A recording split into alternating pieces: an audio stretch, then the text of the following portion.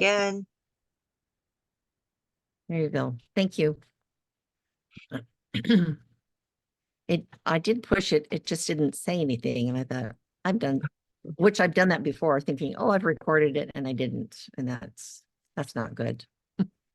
So good evening. And thank you for showing up here at 5:30 in the evening while it's dark and cold outside. My name is Monica Meyer, and I'm coming from Southwest Washington, just across the border from Portland in Vancouver. Actually, I'm from Battleground, but a lot of people don't know where Battleground is. So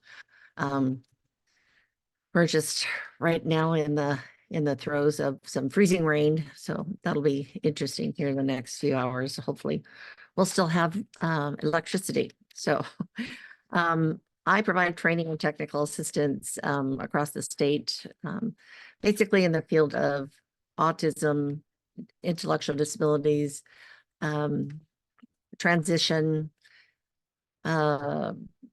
individual employment, community inclusion.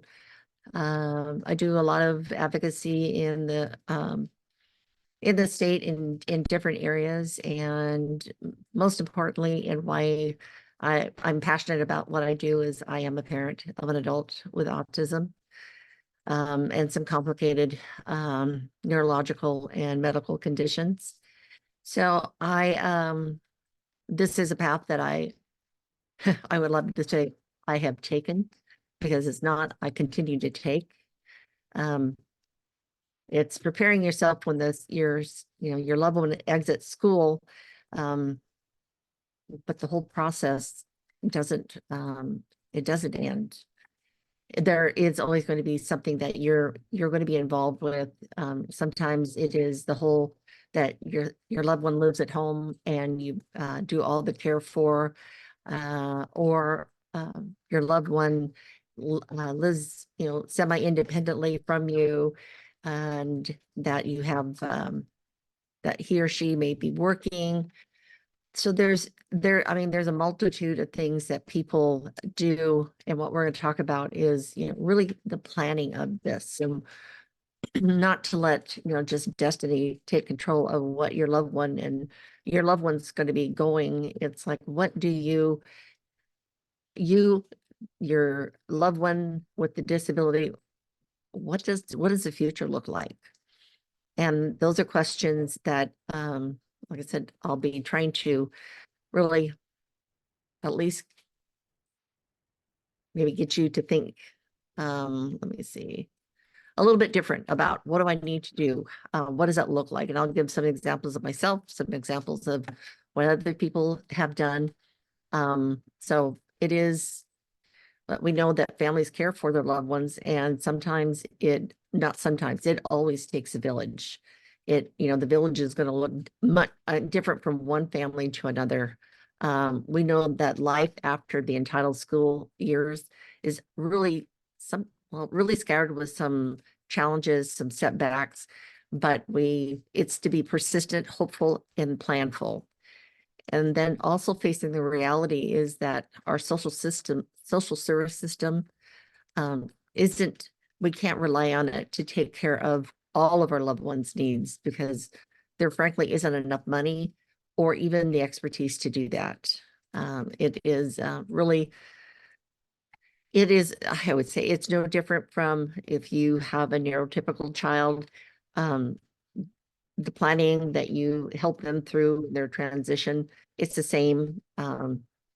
It's the same thing when they exit school. It just looks different. And so what we need to do is just make sure that we plan for what we would dream for our child, our adult child, be innovative, and activate a plan for that, for their lifespan. So hopefully this training will really provide you with really the overview of what lifespan supports look like, and planning tools, and how you can be involved throughout the process. I'm going to be talking about, what are your loved ones' hopes and dreams? Do they know what they can even dream about? And I'll get into that here in just a minute, but what does a whole life look like? person-centered planning. There's inclusion versus involvement, quality of life indicators, person-centered versus agency-centered, navigating a web of systems, guardianship as non-extension of parenting, and get into that. And if we have time, we'll do group activities, but I do have lots of examples. And please, if you have questions, feel free to jump in. We've got a small group, so there really isn't any formality to it other than I just have a question. It would be fine. So this is just a little bit about me. I am a parent, a grandparent, a wife, a friend, a sister, autism consultant, autism trainer, developmental disabilities life planner, activist, advocator, gardener, sort of golfer. I love to cook when I want to, and unofficial wine taster. So these are just the picture on the top left is my son and me with his companion dog, Scooby. And you'll see just with my grandchildren and my son, Michael, with my family, my sisters, my husband. This is the village that that I lean on, and not necessarily in the care of Michael, but sometimes it is in the just in the emotional support, because as I was telling Malia, it does take a village, and it does at different times. You have to engage in different ways to be able to manage and be able to be supportive throughout this lifespan. So my hope for you today is to feel empowered, instilled with optimism for the future. And by doing that, you need to stay engaged in the disability community, in parent family support groups, like what Malia as part of the Kitsap Parent Coalition. Life after entitled school years is often scattered with challenges and setbacks. We need to be persistent and hopeful, not relying on social service systems. Dream, innovate, create, activate, build your own tribe. Those are things that, like I said, to be empowered with, that it's not always, it isn't about what the service system is. It's a how, almost like you can augment using social service system with what you would like for your loved one and what that would look like. And I'll get, like I said, I will be exploring that throughout this whole training tonight. Monica, so I Yeah. saw people were taking pictures of the slides, and I was wondering, are we going to get a copy of the slide or a link to where it's located? Yes, I will. Okay. You know what, we'll take a like a 10-minute break in let me see, at 7 o'clock. Yeah, 7 o'clock. And I will upload and put it in the chat, or you can send it out electronically. Oh yeah, uploading it would be fine. And then if you put the email address in there, I could also send an email after this class with the link to the That, slides too. that would be fabulous. Thank you, Malia. Okay. And so looking again, what are your hopes and dreams? What's your loved one's hopes and dreams? Safely living, working, and recreating in your own community, is having money for life, fun, expenses, and not being exploited, being with family, having friends and spending time with them, contribute to the community. This is, and this is not my quote, it's a quote by David Petuniak, who is a behavior specialist out of Blacksburg, Virginia, that he always says, it's not all about you, darling. And it's literally, it's oftentimes we as family members can continue a process of learned helplessness. And that's what the contribution to community is it's not all about you, it's about giving back. And that is what we're talking about, that's how we become part of our community, is how we give back. It's not how we take. There's access to healthcare, access to services based on the disability, say of autism, of an intellectual disability, a cerebral palsy, etc. These you want to find, resources that are here in your community that you can access. And I can tell you, I mean, I will tell you as we get along, especially when we talk about healthcare and access to healthcare. Oftentimes, the medical provider has really only had, their education or a very slight amount of education on disabilities, and their vantage point is through acute care.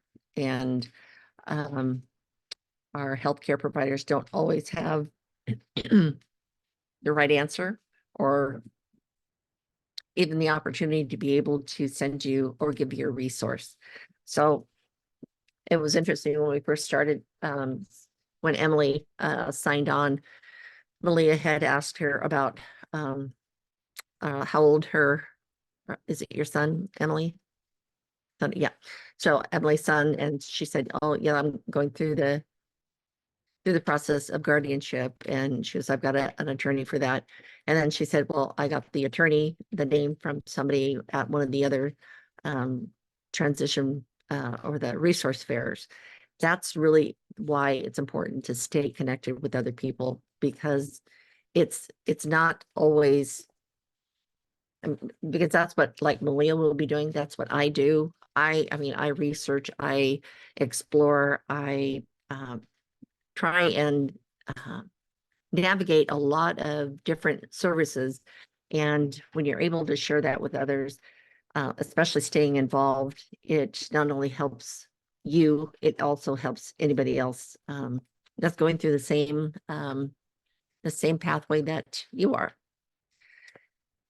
And always explore, what are your loved ones' hopes and dreams? That's I can say that's a difficult question to answer for a neurotypical individual that is like, I don't know what I want to do. I have no idea where I'm going to be going. Other than, they might be going to post-secondary education. And not to say that post-secondary education for individuals with developmental and intellectual disabilities don't have options to go to college, because they do. It's going to look different. It is, what is it that are you talking about? What do you want to do when you get out of school? Because oftentimes a person's creative thoughts, where do I go next, is going to be, I don't even know what the options are. And being able to help a person explore what life could look like is something that we as parents, we need to do. And it's, like I said, it's not always something that we think, oh, I had no idea that that was something that you wanted to do. That would be, why am my thing is just hopping all over the place. Sorry about that. The things that are important when we look at a whole life and the well-being is really the physical being. It is the person's body, looking after physical health, eating balanced diet, hygiene, and body care. People around me, having a spouse or a special person, family and friends. It's that I do a lot of work with residential providers that, although eating a balanced diet is a wonderful concept, but when a person they have choice and they have the freedom to choose the kind of food that they want to eat, that doesn't mean it's going to be balanced. So we want to instill this in our loved ones when they are younger. It's like, food is literally the fuel and the medicine for your body.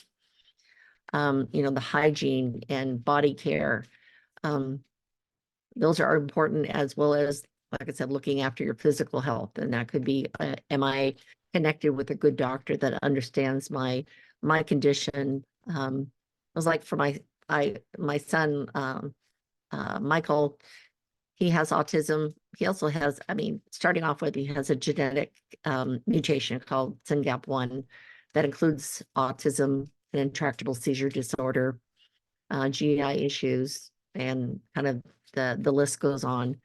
So looking for a doctor 'Cause it's interesting, the doctors that he had when he exited school are now rounding off to the age that they want to retire from their practice. And I'm like, holy guacamole.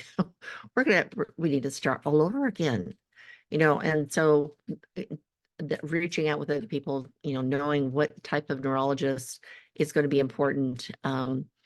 So that's where, when I was talking with Malia, and Emily, when we first got on just talking, that this isn't a sprint. This is a long course marathon that you're prepared for, and you need to prepare for every day. There's this sociological being, the person's thoughts and feelings, self-control, self-concept, freedom from anxiety. I mean, talking with your loved one about the potential of living on their own, living with care with somebody, and being able to do the things that they want to do away from mom or dad. Or if that's not the case, that I will stay with mom and dad. And the important thing is that you start talking about is what happens when mom and dad aren't here? What's the next step? And I'll get to that here in just a few minutes, because I mean, I just walked into a wall not too long ago, but I'll explain to that here in a minute. The spiritual being, the beliefs and values, understanding the right and wrong, attaching meaning to life, celebrating life, being able to participate in any sort of religious activity that the person wants to versus what is available. Those things are important. That's what is considered person-centered. And why I'm kind of, not kind of, I am passionate about this. And as I go through the story, this whole training, my son Michael, one of his special interests is that we are Catholic, and he has a special interest in Catholic nuns. He has every video of any movie that has nuns in it. He loves nuns. They have to be in a habit. There's a long story that goes with that. But for him, going to maybe a different denomination would be difficult for him, because he is a person who likes structure and predictability. And there would be, say, a supported living agency that might have 2 or 3 people, or even an adult family home that has maybe 4 or 5 people living together with a disability, that they all go to the same church of of someone's choice. It's not that everybody has their own choice, but if that is not what you want for your loved one, it's how do we make sure that the spiritual aspect of my son or daughter is being met. There's the physical belonging, where I live, the place of residence, a place for privacy, living in a neighborhood. And it's as our children become adults, although they are still our children, they are adults. They want to have some separation. There is a process. My son does, uh, he lives 5 miles from me in supported living. He's the only one, he lives independent of anybody else, other than he has 24/7 staff. But the relationship he has with the staff is very good. And I dropped him off just the other day, and it was so funny. As soon as Brooke is one of his favorite care providers, she came in, and Michael stood up and he gave me a big hug, and he says, "Goodbye, Mom." I was like, "Oh, you want me to leave?" And yeah, so he did.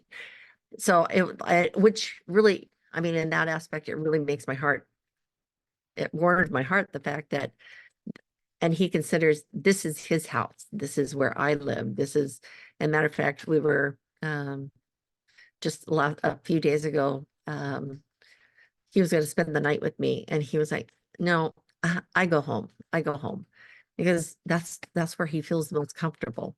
And again, I want to respect and value that, and said, "Absolutely, you go where you want to go." So that choice is something I want to, and hopefully you folks will too, is respect that person's choice.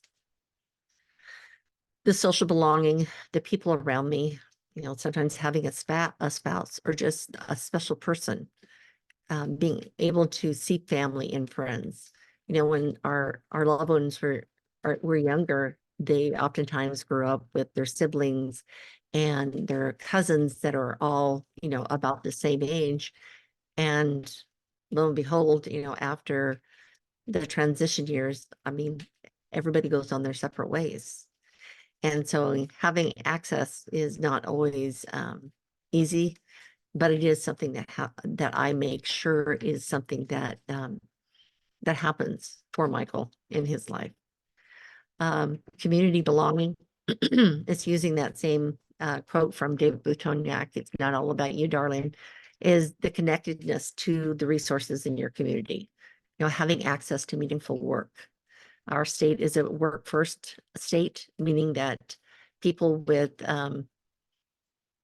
intellectual disabilities or disabilities and autism will the first day programs that they'll access is employment. They're just passed in, I think I'm going to say July of last year. So we're 7 months into it, that there's an opportunity for concurrent services, meaning a person can have individual employment as well as community inclusion. Though you have to go through 9 months of individual employment before you can access community inclusion services. I'll get into that later, and how they're differentiated and the list of other services that are available. Practical becoming, practical daily activities, whether it's going to work, school, or another activity in the community. Just work around the house. The chores that a person needs to do. It's about helping that individual become as independent as possible, and hopefully not reinforcing, the idea that the learned helplessness that you can't do, I need to do for you. I know it takes a lot longer when we have to stop and say, oh, you can do this. If you need help, ask me. Those are some things that we have to do for that person to become practical becoming, that they are looking after things in their house, their chores, looking after other people and pets. As you saw in the picture, my son has a companion dog, who's actually there more for his anxiety than his seizures. It's just kind of like it's an evil chase. It's either he has more seizures that invoke more anxiety, and sometimes it's the anxiety that triggers the seizures. And so having a pet is important, but for him, it's also that it's Michael's responsibility to feed the dog, to let the dog out, that he's part of this rather than people doing for him. Leisure becoming, what do I do for fun and enjoyment? I mean, is there visiting and socializing, casual leisure activities, hobbies? Oftentimes the person has difficulty with even access to them. The transportation, or how do I even register if there's a registration? Who helps me with that? Those are things that we have to think about, the growth and becoming. I mean, this, as we're all talking about, is about lifelong learning. And what I do to change, grow, and adapt is learning about new things, attaining new independent living skills, adjusting to change in life, because we know that and taxes are the only sure things in life. So, lifelong learning, structured opportunities, the acceptance, access, and respect are things that are not always, it's something that we achieve. It's not something that's a given. And that's the same for anyone, whether you have a disability or not.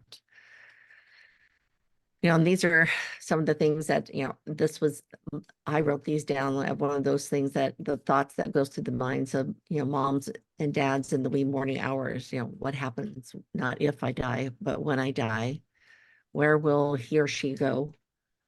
Will he have choice and end up in some other part of the state where we'll have to choose between moving to be closer to the person or seeing her infrequently due to the work until, that you got to work until you're 82? Will he understand why he isn't living with us anymore? Will she think that she's abandoned? Who'll care for her and love her as as much as you as a parent? Will they get her? I mean, I always think about that with Michael. Do they get him? Do they understand, his the idiosyncratic issues that he has? And so far, I can say, I mean, he's had many iterations, not many. He's actually had only 3 different types of living arrangements. But that being said, it has taken, the opportunity to build, the respect with the provider, an understanding of, what that means. And it's not relinquishing what you feel that is right for your son or daughter, your loved one, in the event that come across an agency that just wants to be gung ho and take charge of everything. You can certainly relinquish that if you want to, but if there are certain things that you want to hold on, that this is important to you, like for my son, I only take him to his doctor's appointments, doctor and dental appointments. These are things because he has such a compromised health condition. He has multiple seizures a day. He's on 4 different seizure medications and a biggest nerve stimulator. It's not just left up to somebody who just happened to glance at a piece of paper to say, oh, let's just look and see what your medication levels are at. It's taking data, it's taking a lot of things. So I hold on to that and make sure that that's addressed. And so, like I said, it is where you want to hold on to. And when there are other things that just recently I kind of relinquished the fact that when he needs to go have a blood draw, his staff can do that. I don't need to do that. It's nothing about making any sort of medical decisions. And it's something even with me, and you will find out for yourself. It's like there's a process of, when our neurotypical kids, they're just kind of like, I'm out of here. Bye-bye. It's like my daughter did. She was like, I'm gone. I'm going to college. And here I am sitting there, crying on the street because I just unloaded all of her belongings into, one of the dorms. And it's just like, she's moving on with her life. And when I look at for my son, it's just been like incrementally, you know, trying to trust people in a system that you'll know when that comes along and when that's going to be possible. Like for this one is how long will it take for them to know that when she takes the milk and butter out of the refrigerator, that means she's asking for Annie's mac and cheese. Will they try and get her to sleep with her head at the head of the bed rather than at the foot of the bed where she's been comfortable and has slept there for years? Will people understand your loved one's need for visual communication? Will your loved one's support staff understand that when he or she puts their coat on, their heavy coat on, that doesn't mean they're hot or cold. It just means that they need some pressure, and it could be boiling hot and they've got a heavy coat on. Oftentimes we have to say, why do they need to put that heavy coat on? And there's an intention for that. That would be, again, something that my son would do. Will his brother help with the support needs, a sibling? We can't just say, oh, well, the sibling's going to take care of everything when, I'm no longer here on this earth. Unless that's something you have talked about, you can't assume that. I hear, I would say the majority of time I hear people say, my loved one will live with me forever. And I'll say, well, when does forever, how long is forever? Because you most likely will leave this earth before your loved one. And you have to really address that. And because what would happen if this is all kind of a process of providing an opportunity so that when we aren't here, there is a system in place that's going to know and understand so that we can be able to set them afloat so that we can make sure that they are supported and that we can leave this earth without, any sort of anxiety that they aren't taken care of. And the one thing I can tell you, parents, our role as a lifelong case manager, and I got some pushback on this because I put this out as basically a story, and it was just, what did I put it on? At any rate, I sent it out, and it was defining what a case manager is, and that we as parents are the holder of history, are have the understanding of, I mean, from birth until now. I can tell you through Michael's lifespan, he has had at least a dozen DDA case managers. They don't know him. They know about him, but they don't have a relationship with him. But that's where we as parents, we are the lifelong case managers. We help people who are in difficult situations with advice. So that's one thing I do when Michael's having a difficult situation, that we come together and talk about it, figure out what kind of help is needed, help them find the service they need, create plans for treatment or recovery, work with health and human service providers, and keep tabs on your loved one's progress with treatments and plans. I mean, that was the description of what a case manager does for DDA, but that's exactly what we do. It sounds familiar, and we can't do it alone. We have to have a plan, and we need to strengthen your sea legs, because I can tell you that our oftentimes, even as our loved ones were growing up, there wasn't necessarily a solid foundation under them. We did have their entitled school, which you did have a full multidisciplinary team that was supporting a person. And you felt like, even though there were probably huge challenges, at least you felt like there are people that care about your son or daughter. When you exit the entitled school years, there isn't that any longer. There isn't the full multidisciplinary team. That doesn't exist anymore.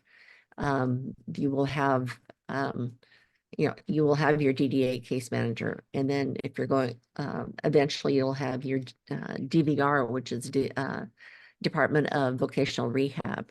You might have your community field service office, where your loved one might have applied for food stamps.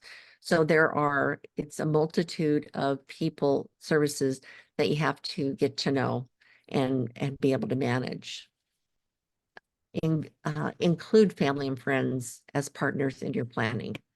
The plan shows what is important for the person now and in the future, and really what supports do they need. That's something we just went through for my son. Because of his seizures, one of the things, when at night he gets up and he might have a drop seizure, and the staff, because his door is closed, they do not know that he has fallen. They don't even know that he's up and walking around. So one of the things I said, we need to have a plan. We need to have things in place. So when his feet hit the ground, you know that he's up, he's out of bed. So you're there nearby.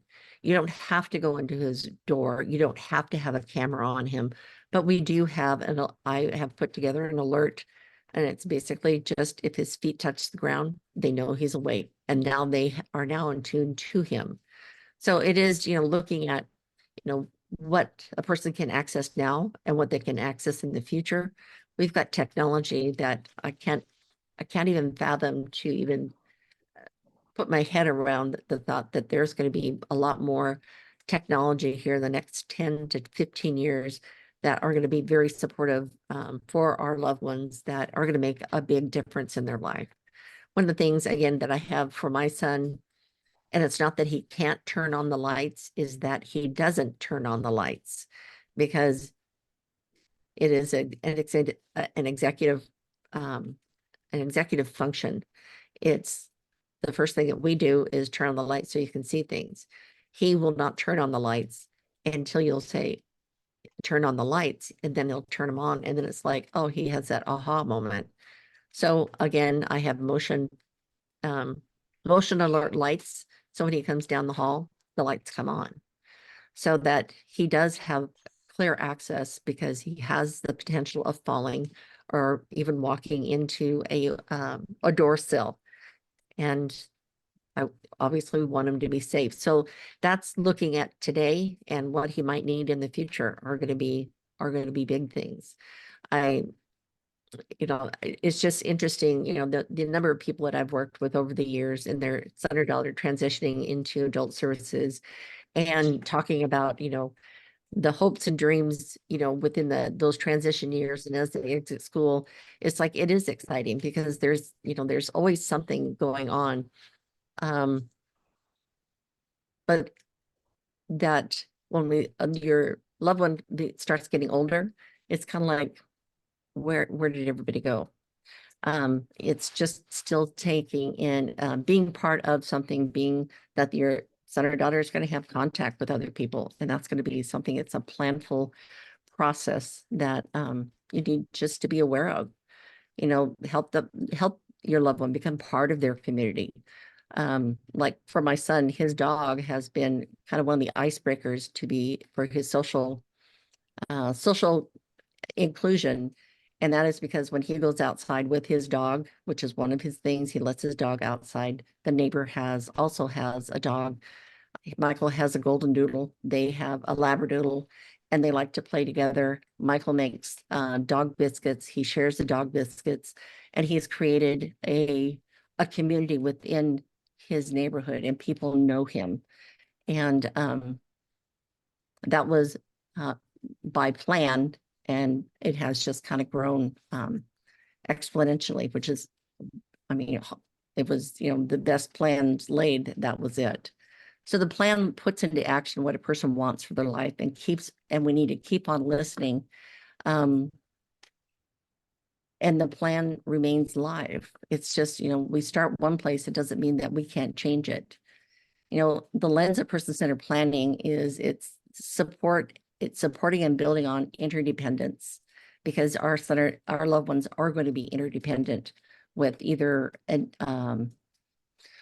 with us, your parents, a sibling, an agency, their employer, their job coach. There's going to be a lot of people and a lot of processes that go with that. So a tool to reflect a person's whole life, their hopes and dreams. That's always going to be something that you can reflect on, but it's something that needs to really be facilitated at least every 2 years, because life changes. And the concept of person-centered planning grew out of the contributions by Connie and John O'Brien, which are, they were kind of like the pioneers of person-centered plan. They actually developed or designed the concept of what person-centered plan. And the interesting thing is now DDA has adapted person-centered planning. It doesn't look like what Connie and John O'Brien, but at least it puts on a paper the person's interests and strengths, barriers, hopes and dreams, so that it's not just an assessment. It is a process of looking at a person other than just a piece of paper. With a lot of assessment details, it's looking at a whole person. And that was actually through the actions of John and Connie O'Brien, and Medicare and Medicaid have also adopted or adapted that principle of person-centered planning, that all services that are put through Medicare and Medicaid need to be person-centered rather than agency-centered or service-centered. It has to be what the individual is wanting to do with their life. And this has been something that has been, believe it or not, just an evolution over the last 30 years. This isn't something that just, oh, isn't this a nice thing that we've always had? It hasn't. There was a process, and not too very long ago, that teachers, I mean, there wasn't transition programs. What it was is a list that a teacher would just say, oh, they can't work, so they need to go to sheltered workshop. They might work, so we'll have them go into an enclave, or, well, they're pretty good. Well, so there was somebody always deciding what they were going to do, and based on what they thought that person's capacities were. That's no longer the case, which is a very good thing. But that was not too far long ago, that was really how teachers, how service providers looked at an individual, is by looking at them and kind of determining without even understanding them that they had a disability and whether they could do something or not. Was something was not necessarily looked at. So person-centered planning was really kind of the turning point, that by helping people understand, well, who am I? Who is this person? What do they want to do in their future? It just continues to just expand this person's their life. And there are tools that are used, like the making action plans, or the McGill action plan, which is referred to as MAPS, which is a good analogy, maps and making plans. Path is planning alternative tomorrows and with hope. There's personal future planning, dare to dream, circle support, and discovery. They're all person-centered planning tools that some people use, especially in adult services. Sometimes school districts use them, especially person-centered planning, that can be part of the transition program. And while there are simply others that just go by the letter of the law, that they just have to give you information about a service that's available in the community. They can check it off the IEP and say, have a good life. So it is, especially during I would say the transition years, I would say, and for you, Emily, I'll just pinpoint that your son is 17 years old. I would say before he goes, exits the 18 and goes it, I don't know if he's going to go into the 18 to 21 program or any sort of services. Okay. That I would say, let's do a person-centered plan. And to say that, I don't want the service to just push him into whatever, someone may think he can do. He needs to be the driver of this. And mom and dad are standing behind him as the guardians to be able to say, I want to help you, support you in your dreams, and what you want for your life. And if the person doesn't know, you can start looking at, when you put a person-centered plan together, when you talk about the person's interests and strengths, you can start pulling things out that's like, oh, we can try this or we can try that. So sometimes, as I have said in my I think it's the next slide, is talking about structured opportunities to help people broaden their horizon, broaden their experiences, because sometimes they don't think that there's even an opportunity that a person can do something when there's potential for a lot of things. Before So, we, yes. so I used to do supported employment and community inclusion, and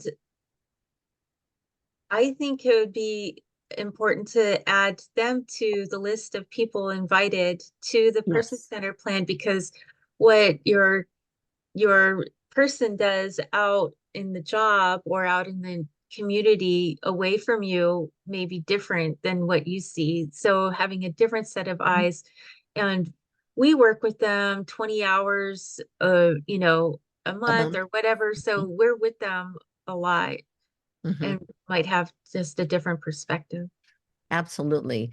And that I would say, Emily, and I don't know what school district, but oftentimes they have, the school to work transition program, that they work with other employment agencies in the community, that you can certainly have a person participate that's in one of those agencies. You could also have the DDA case manager, which I would highly recommend. You could have, obviously siblings, parents. My lights are flickering, by the way. And I just want you to know that we have heavy, thick ice on wires right now. So I'm hoping, let's just cross cross our fingers that we're going to get through this. Um, so inviting people, I've had a cast of thousands, at a person-centered plan. And I've also had, 3 people sitting around a table.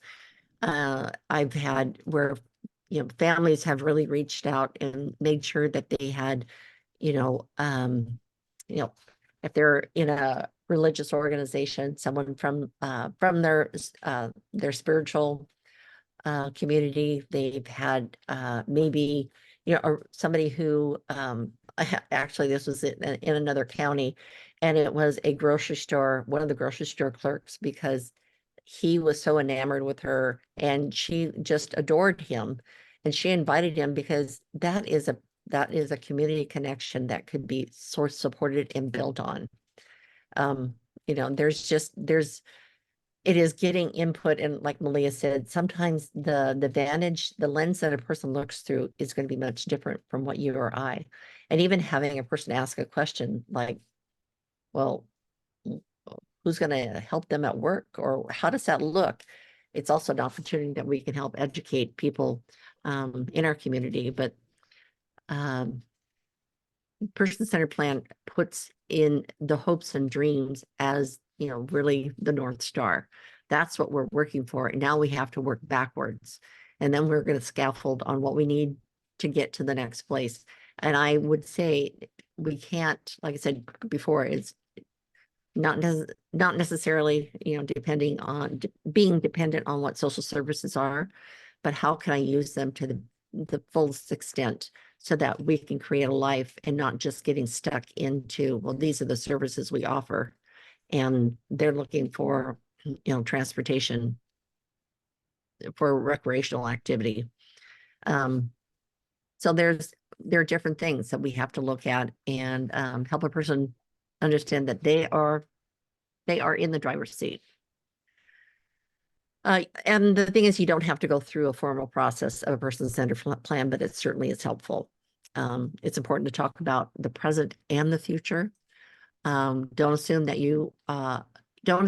what you were thinking is the same as someone else.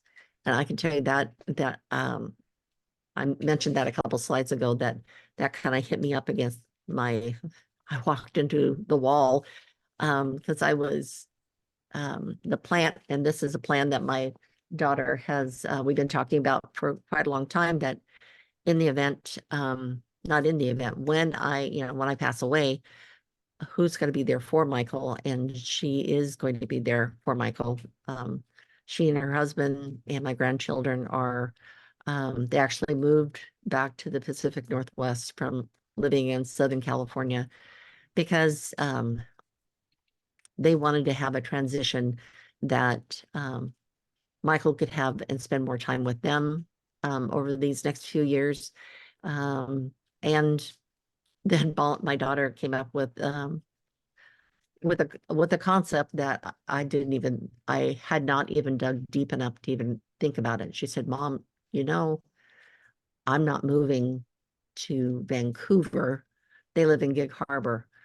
And she said, "And you cannot, well, Michael just can't move up here because he will we will miss each other. I mean, he will miss me a lot." And she said, "You have to move here.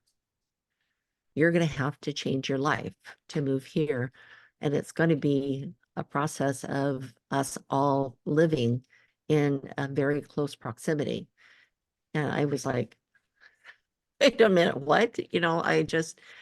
And I thought, oh my gosh, I didn't even think about, that, I mean, just plucking Michael out of where he's living now and putting him into another place without any sort of process or procedure.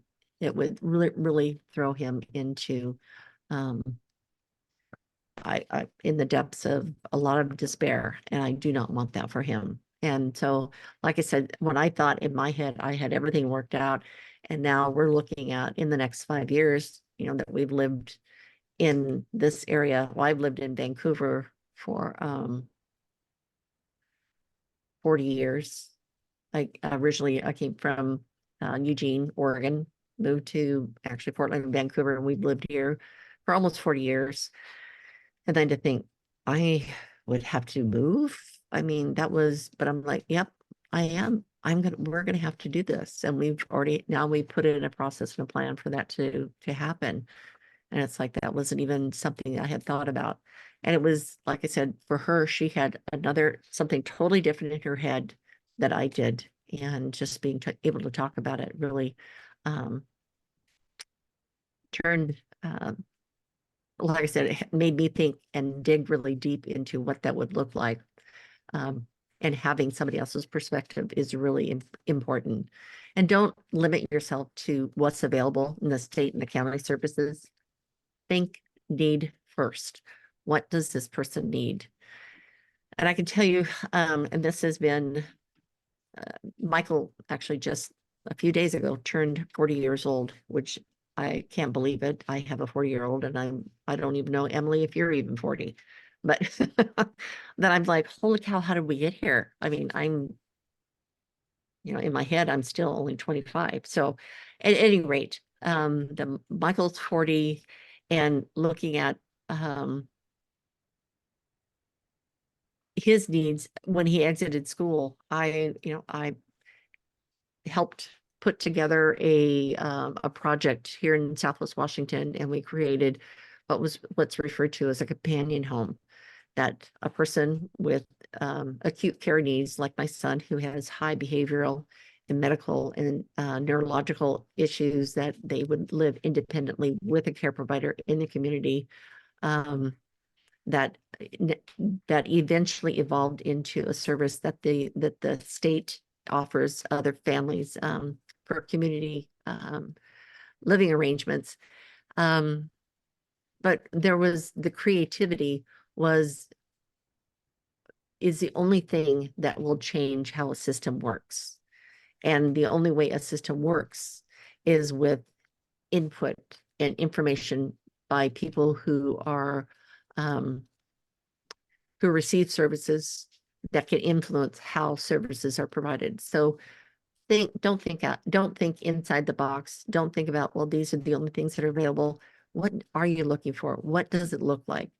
I have a friend, she has two sons with developmental disabilities, and I marvel at her creativity. I mean, she has a very supportive extended family, that she has her sister that um, has just been there, and her brother as well. Matter of fact, the brother, who has some more resources, has helped her buy two homes that her children live in, that she has created. One is more in a companion home, but it looks different than what the companion home had looked like. It is a college student that lives with her son, he has a lot more independence, um, than say my son. And her other son, he lives in another house. He has the resources he needs, with the exception of a job. And so she's in contact with them. She creates and builds a system for them that she builds it up, and then about every 5 years it just kind of wanes, and then she builds it back up. Like I said, I marvel at her creativity. And actually her whole family, her whole village that has come around. And the thing is that looking at this, is life does not happen in a vacuum. Just it's interesting is we need to capture the history of what the person has gone through. If we don't do it, history always has a way of repeating itself. And what that does is often puts people with disabilities through unnecessary assessments or unnecessary situations that cause them pain or distress. It is, what do they need to know? For instance, a woman that I was working with, she was transitioning from if you're familiar with a residential habilitation center like Francis Had Morgan, that was in Bremerton, that closed down a few years ago, transitioned people that lived there basically their whole life into the community, that, taking in consideration the history of this woman that I was helping, is that she had the first 7 years of her life, she had lived in a Romanian orphanage. The family had adopted her at the age of 8. She lived with them for 5 years before they said, we can't we can't do this any longer, that she was accepted into Francis Head Morgan at the age of 13. And when I started working with her, she was 23. So I always ask, I mean, this person has obviously, I mean, she's got huge trauma when it comes to relationships. And so, I mean, the process for her to get to know people is going to look a lot different than, say, a person who, you know, lived with their nuclear family from the get-go and went through school in the same community. But it is capturing that history. Reminder of who the person is. You know, keep in mind, keep the end in mind and work backwards, you know, the goal first, your North Star, and then scaffold each step. Create a vision board. Create what is it that you want to do and where do you want to go. Celebrate each movement, excuse me, on your path, however big or small that might be.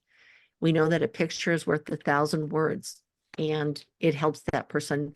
I mean, it helps. I mean, it's one thing that, you know, that I would say, you know, planning experts, you know, they want us to make vision boards. So it's something that reminds us of what we're working towards. That's no different than our loved ones that are doing the same thing. And then use your plan as a calling card. So this is my plan. You're going into, you know, an employment agency. My son, you know, my loved one is going to, wants to work. This is what we started devising and looking at what that plan would look like, where they want to work. And this is important because what if this doesn't happen, then the agency will put that person through a series of testing and assessments. And if, you know, again, not to keep bringing you up to the point, Emily, is that our kids went through a whole school process of assessments and tests. They don't need to go through anymore. It's there. It's just presenting it so that people can see it and say, oh, all right, I get it. Because what happens is when we don't have that calling card as a person-centered plan, then there's the likelihood it's going to go wherever. There's nothing to just, you know, meet back and say, where are we on this plan? Or we need to adjust the plan. You know, it's that old adage that says, you know, make a plan so you know where you're going. Or if you don't make a plan, don't be surprised where you end up. You know, it's just, that's really kind of the reality. So words to really remember is person-centered. You know, person-centered is, it's got to be about my loved one. It's got to be what he, she, they want in their life. It needs to be self-directed. I mean, is this something that they want to do? And this is what they want to do moving forward. Supported decision-making. This is a kind of a big one. And I too am my son's guardian. And I always get kind of challenged and pushed back because his dad is not guardian. And he figures because he's his parent, he can make him do anything he wants him to do. And it's like, no, I mean, we're divorced, obviously. I don't know if that, not obviously, that I didn't, that little piece I didn't put in there. But even me as a guardian, I'm going to provide opportunity for him to make choices. We're there as guardians to help him make good decisions.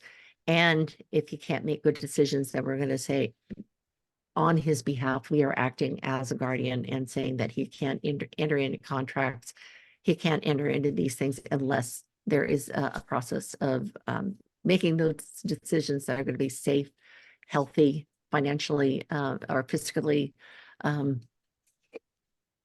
conscious. So at any rate, that's, you know, supported decision making, whole life.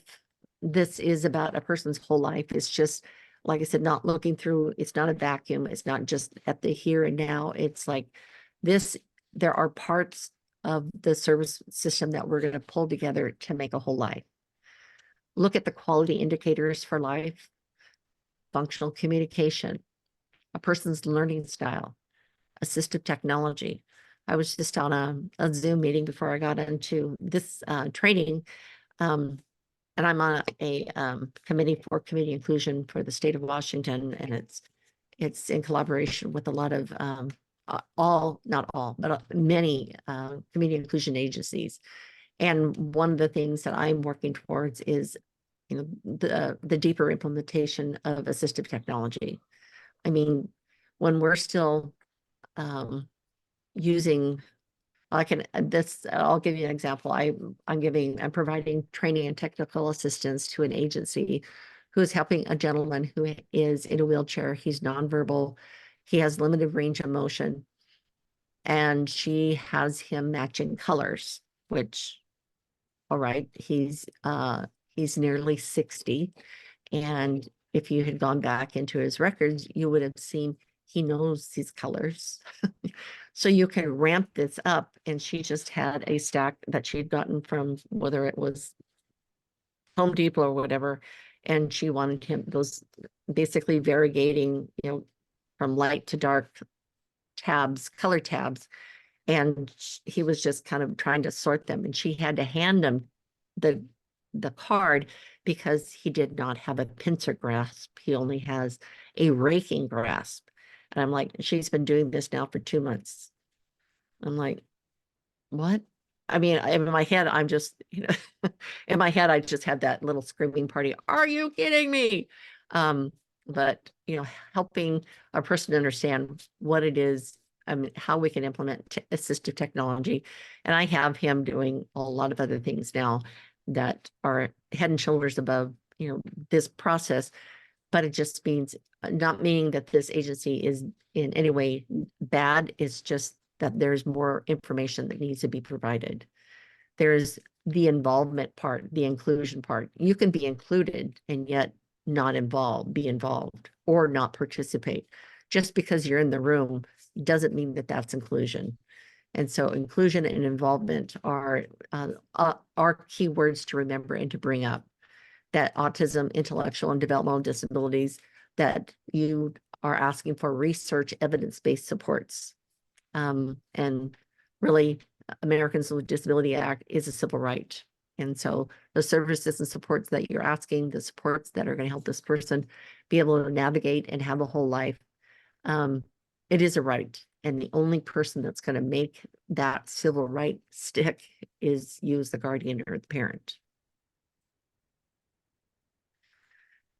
I've already gone through that. So why are, excuse me, not to make assumptions. Don't make assumptions. Why are these important points to know? Like, for instance, a person who is nonverbal or not able to express their wants or needs. We can't make assumptions that it is person-centered. A gentleman who is now the retired director of the National United Cerebral Palsy program and the author of The Discovery, which is a person-centered planning. This quote is something that resonates with me: is the presumption that a collection of individuals who know the person all know the same thing. And that was kind of what you were alluding to, Malia. And if we do not take the time to document the complexities and nuances in the lives of people with significant disabilities, our efforts to pursue outcomes such as employment are vulnerable to that of which we overlook. And I find that very powerful in the fact that we need to look at, especially if we have a person who's nonverbal, how are they able to communicate? People who are not expressive, who don't have expressive language, do have communication. And oftentimes we don't understand what their communication needs are. Just an FYI, the gentleman that I was working with who's in the wheelchair, who has, limited range of motion, is nonverbal. After reading, I read the person-centered service plan, the annual assessment, and all the narrative pieces that are underneath the assessment values. Is that, there is a lot of history that it was in there, and it shows that he knows up to 150 American Sign Language words, and they're not using them. It's just like, oh, I need a wall to beat my head. Somebody give me a wall. This is, what? Are you kidding me? So we can't make assumptions. We know that there are ways that people, whether they are verbal or nonverbal, can express themselves in different ways. Not to be able to express their wants or needs. And just, this is another thing that I've come across is like, oh, I know what Tommy wants. I can just tell by, how he's acting. Well, that's great. But what if you aren't around? How is that captured? How do we know that? So, the assumptions are, when we make assumptions, they're not person-centered. They're just assumptions. Not to say that, we can't start off with a hypothesis that we can, start doing some research and help the person get to the point that, oh, I think this is going to work. It's people aren't a science project. What they are is that there are nuances that we can look at and that we can pull out. And by having different people involved, they can express a different vantage that sometimes we don't even know or even see, because that's something they don't even reveal to us.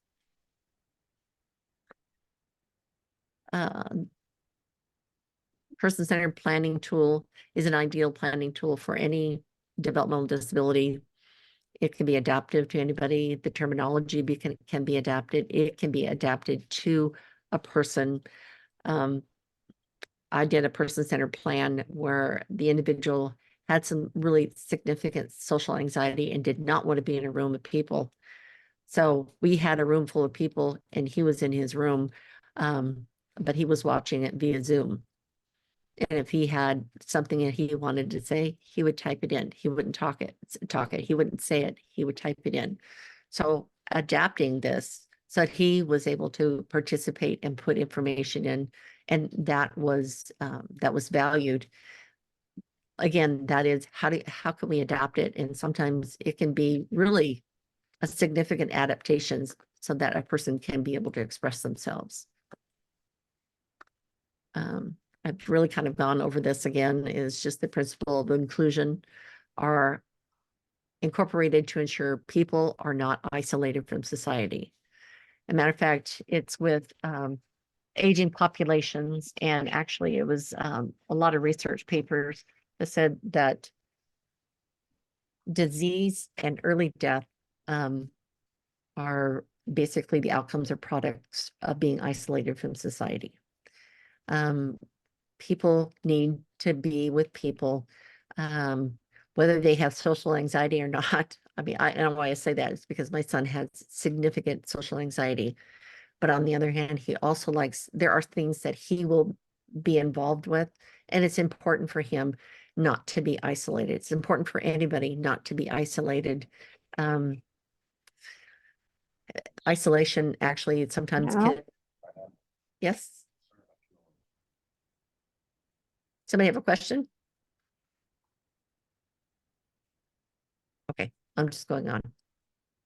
So reaffirm that supports need a proactive instead of a medical model where a person may be passively involved. How can we adapt the process so that they can be more involved? That is a social model where individuals are encouraged to be proactive by asking questions and having sometimes even having the person write things down on a whiteboard so that or a white paper so that they feel more incorporated in it. In practical terms, person-centered plans involves careful planning for a person, taking into consideration their strengths, preferences, areas of difficulty, related support strategy systems at each stage of their educational and transitional life. I've had people come up and do their own drawing on things that they have drawn what they'd like rather than writing it down, because that's how they vision their life, is through drawing. So, I mean, there are ways that we can really pinpoint, like I said, the specific nuances in a person's life. And sometimes that is by, adapting these tools to the needs of who we are planning for. And I've been talking about this, throughout the last few slides, is the inclusion versus involvement. And we talk about inclusion. A person can be in the same room and still not be involved. And that is where we have to help the process of how do we help this person be involved. And again, this committee that I was talking about today is oftentimes, and Malia, that you'd worked in individual employment and community inclusion, is like a job coach or a community inclusion specialist. They go into an entity, a public entity, and it's a process of trying to have them be accepting of our loved ones, rather than the other way around, that we go to an agent, go to a public entity and saying, you know, to be a diverse and equitable and inclusive environment, you know, there's an individual that can be part of this, and I can help you figure out how that would look. And because for many years, it was kind of like almost to the process of, can we please bring this person in with a disability? And it's like, then there is that us and then still mentality, rather than how is this person fully involved. So think about that, the involvement parts. How can a person, whether it's in recreation, leisure, employment, how is this person part of and involved? And the involvement can, and it does often look completely different from another person. So taking that process of just the inclusion, like the person's in the door, doesn't mean that they're involved. And that certainly the involvement part is very important. When should you facilitate a person-centered plan? Well, I would say anytime. Anytime that there is changes or some points from a practical vantage point, like a parent's divorce, remarriage, or blended family, transition from elementary to secondary education, approaching age of transition, you know, anywhere between 14 and 21, moving from the educational service system to the adult world, moving out from a parent's home, you know, having a significant illness, hospitalization, rehabilitation. There's a process and a planning that we should and need to do, just so that the person, the focus person, our loved one with the disability is the focus of this planning. Doesn't mean that everybody else doesn't need some sort of plan, but we have to be very specific and very mindful of the needs of the person, our loved one with a disability. The other thing that a person-centered plan does, which I love, is person-centered plans that you have people that are there. So if it's the case manager, if you have a teacher, the OT, the school psych, you have, you know, the general ed teacher, you have mom and dad, you have the student with the disability, you have your, you know, the sibling, the neighbor, you have, you know, 10 or 15 people there. They're doing a person-centered plan. What that does is, if they're still in school, it provides a process that makes the transition IEP legally defensible. Because what you're doing is getting input from the entire team, which is what what IDEA states, is that an IEP, it should be driven by the person's needs, and the input is from the entire team. It identifies strengths and interests that are for life and beyond school. It identifies steps to achieve community participation. It addresses all levels of the person's life, like community living, community employment, recreation, leisure, sexuality, spiritual needs, and everything else in between, like friends, hobbies, pets. These are all entities or pieces that we can put into a legally defensible IEP that also is maintaining the hopes and dreams and the strengths and interests of your loved one as they exit school and go into community life. Because if we don't have it really something that's planful, when they start entering the age 21 program, that they will, you know, everybody goes on a set course. But if you have, let's say, you know, your my son Michael wanted to have something to do with well, what he would like to do is be an actor. He loves live stage. And so for him to be an actor and that he has social anxiety, it was like, all right, how are we going to make this a reality? And one of the things that he started with is, what he likes to do, is that he started at this has been years ago, he hasn't done this recently, started at a small local playhouse, and he would paint some of the artwork or the background, or the props for the play. And he could see people in their costumes or whatever, and he could see the play and he was part of it. But that for him was absolutely fine. He thought he wanted to be an actor, and what he wanted was the opportunity to see how it was going to really pan out. And what he loved to do was really the artwork, not necessarily the acting piece. So it is by giving them an opportunity and thinking outside the box. I mean, for heaven's sakes, I mean, when I've heard, sometimes teachers will like, and this is one thing that my son wanted to as well, is to be a fireman. And actually one of his teachers said, he'll never be a fireman. I mean, that's just kind of, and I'm like, we never say never. I mean, I couldn't believe, I mean, and she said it right in front of him. I thought, and one of the things that he did for community inclusion for, I mean, quite a long time, is one of his tasks is he would go to a fire station and he would reset the fire trucks, the dash of their tools, to make sure that the flashlights worked, that he would put the tools and make sure that the first aid things that he needed, all the dashboard immediate things that the fireman would take. He was in the fire truck. He was actually part of that. When a call came out, he knew he had to jump out, and I mean, that he was part of the process. He was happy with that. Was he a fireman? In his mind, he was. That's fine.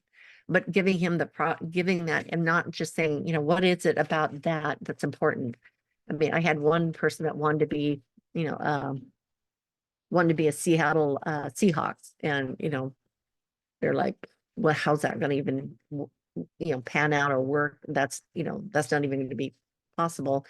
And he has worked for the concessions for the Seattle Seahawks for like 20 years.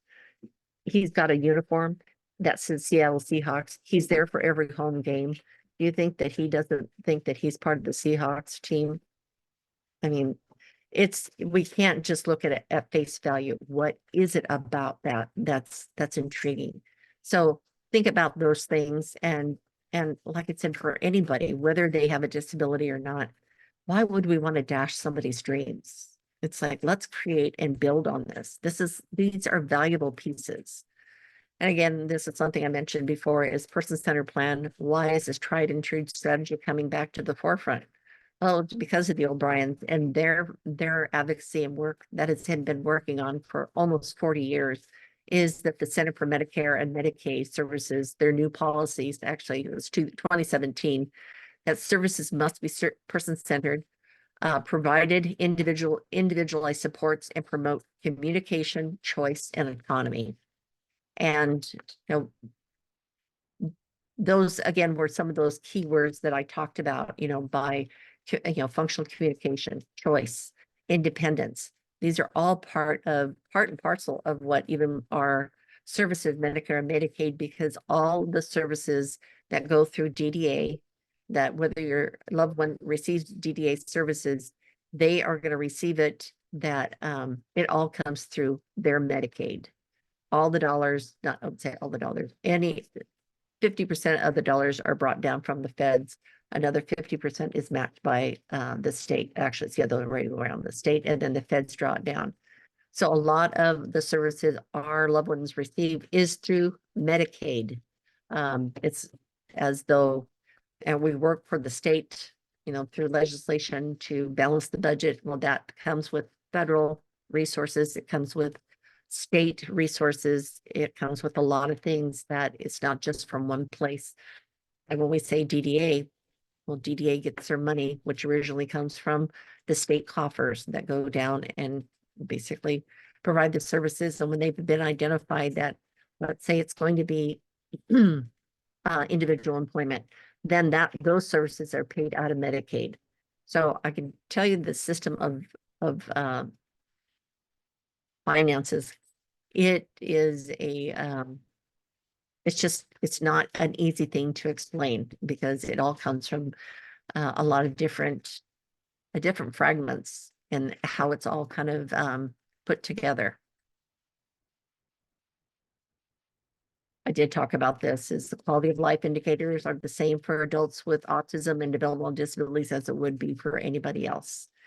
And it is about whole life, and it builds a bright future, and it starts with today. What can we do today that we're going to help a person develop social relationships in the community, have health and medical care being addressed, the quality of the environment that's going to meet that person's environmental needs, their financial well-being, their belonging, personal safety, work, emotional being, excuse me. Again, the individual that I was just talking about that I said I marvel at her creativity and putting together residential supports for her sons. One of the things that she really struggles with is the financial well-being, is because both of them are not getting I mean, neither one of them work full-time, though one of them could work full-time easily. They just haven't found the right job fit for him. He has autism. He has some specific needs that they can't seem to figure that out. At any rate, he is struggling because he doesn't have an income other than his SSDI that he gets on, that basically comes from um, his dad who has retired. Does that provide him with all the financial assistance that he needs to pay for his apartment? I mean, pay for the townhouse that basically his mom has purchased, but she's making payments on it. So there's a lot of things. Thank you, honey. There's a lot of things that she's having to pick up, and she's still trying to get the financial well-being mastered. She does have an ABLE account. She has also, gone through the process of having a special needs trust and those things. And that's where she gets frustrated, is she's having to put out money today for what she would like to put away for later. And so that still is something that, everybody kind of tries to figure out, how are we going to make this work? But the quality of life, those are basically the processes that we need to have in place so a person can be successful in the community. And like I said, don't be bogged down with the support needs. Rather, identify what is the need. The service system exists because of literally individuals, families, and advocates. They fought for this. They fought for change. That's what changes service system. That's what actually the evolution of service systems came from individuals advocating on a state, at a county, at a city, county, state, and federal level. The progress and change in social service systems are based on the needs of people with disabilities. Person-centered plans is based on the needs of the person, not the availability of the service. That's important. It's not based on the availability of service. It's identifying what they need. And like I said, for my son, the service didn't exist, but we offered and showed them that there would be potentially another way of doing this. And sometimes, I mean, a little bit to the chagrin of DDA, there was a project, and we were able to identify families and individuals that could participate in this, and it became a residential offer for the state of Washington. One of the an advocate in here in Southwest Washington, her daughter lived in an institution, Rainier, which was, it's 125 miles away from her home, 125 miles away from her daughter, who she adored. That one of her strongest things is that she wanted to get her daughter out of the institution and into the community. And it was, although it was a group home, it was more like it was, I mean, it probably had 20 people living there, but it got them out of the institution, living in the community. And then it's got down to, there were, group homes where there was anywhere between 7 to 10 people. Then it went to, well, we'll have 3 or 4, and now it's 1 to 2, or individualized. So the progress that has been made is by what you as parents and guardians and individuals have said. It's not what the service system is offering. It's what does your loved one need? Because sometimes it's just not there. Knowing the difference, this is the other thing, is knowing the difference between what person-centered and agency-centered is. Person-centered is the support of the individual. It puts the person with the disability in the captain chair. It is about the individual. While conversely, agencies are looking at, the support of the agency services that help create person-centered support. But sometimes it is, it's great, and sometimes we still struggle with professional health and well-being. That we only have trained a certain amount of people trained in a particular disability, and so services aren't accessible. Financial management services and software. There are ways that we can, although it be person-centered, it can certainly be looking at the agency to help us create this. And you want to be partners with them. And, that's sometimes is one of the hardest things, when you see that their support needs aren't being met, and then you want to go to them and say, let's work together to make this better. That is really what needs to happen. But sometimes families, me being one of them, it's just like, oh my gosh, I have to do this again. I've been doing this for a long time. Well, I just like, suck it up, buttercup. You're going to have to do this anyway. So, you just kind of, again, that sea legs analogous is like, how do I get to the next step? It is working together, because that's what it will be. And it's sometimes not easy. And it's, it's just a different way and a path that you and I are working and living with. So before I go on to this, let's take just a 10-minute break, and I'm going to get you the handout for this. And actually, that's a picture of my son, Michael. But I'm going to turn my camera off and be back at 7:40 to do grocery shopping. Oh, sorry about that. Doggone it. So the process in place is, we need to look at what is it that the person, how do we infuse the interest and the interest-based into things that we know that the person, that's part of the skills that we want a person as a lifelong learner to learn. And it's got to be about something that's going to be important and motivating for the individual, like going and doing a bank deposit. What's that about? Is there something that they get out of that? Like, for instance, if it is, they're going to do grocery shopping and I need to have money, part of that process could be, we're going to go to the bank, you're going to make a deposit, you're also going to write a check for $5 in cash. So then we can go to the grocery store and we can buy that bag of chips. That's person-centered, that's interest-based, that's strength-based. It's not that we're going to go to the bank, make a deposit, because what meaning is it for the individual? Where's the meaning into it, other than you have somebody who's going through the process, and it's just through compliance that the person is following along. And that is certainly not the occasion that we want for individuals. It needs to be person-centered, interest-based, and motivating. There is a web of social services, and it's not for the weak of heart. It is, learning to navigate this system, even as our loved ones have been in school. We've, gone through, maybe birth to 3, 3 to 5. We've gone through elementary school. We went through the whole secondary, then post-secondary, and we've had IEP meetings through the whole process. It is overwhelming just with that, granted, but there is a process and there's laws in place that keep those items in place and brings people together yearly to do it.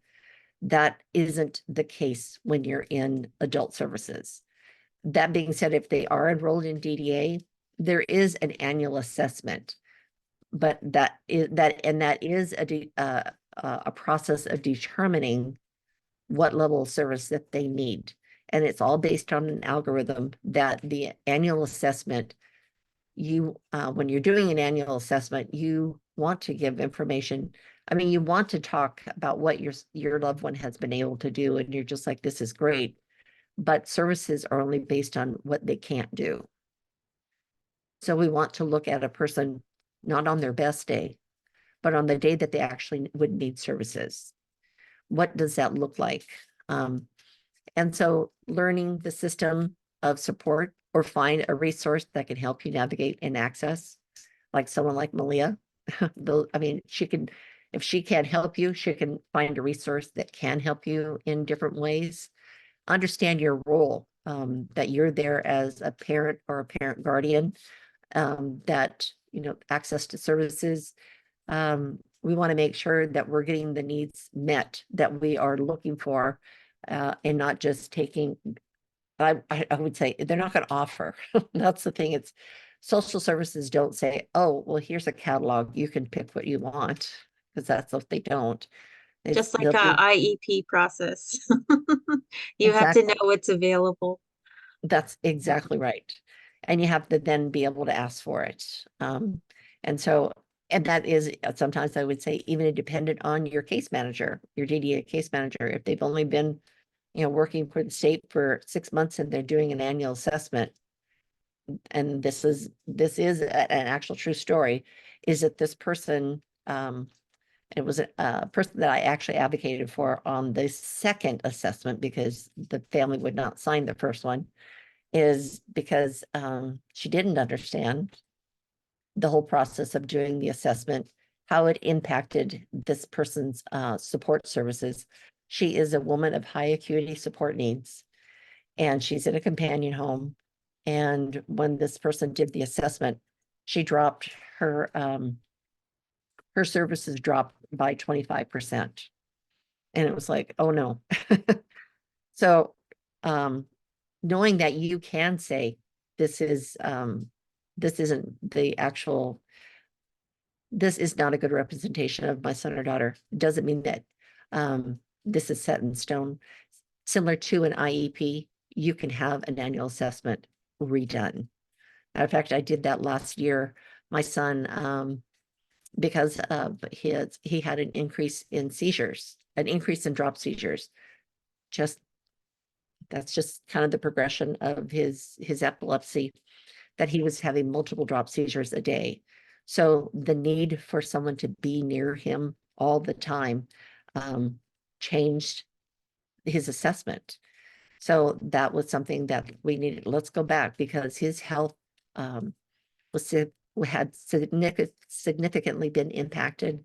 And so we were able to go through and kind of, I said, kind of scrub things to be able to say, no, he can't do this. On a good day, he can.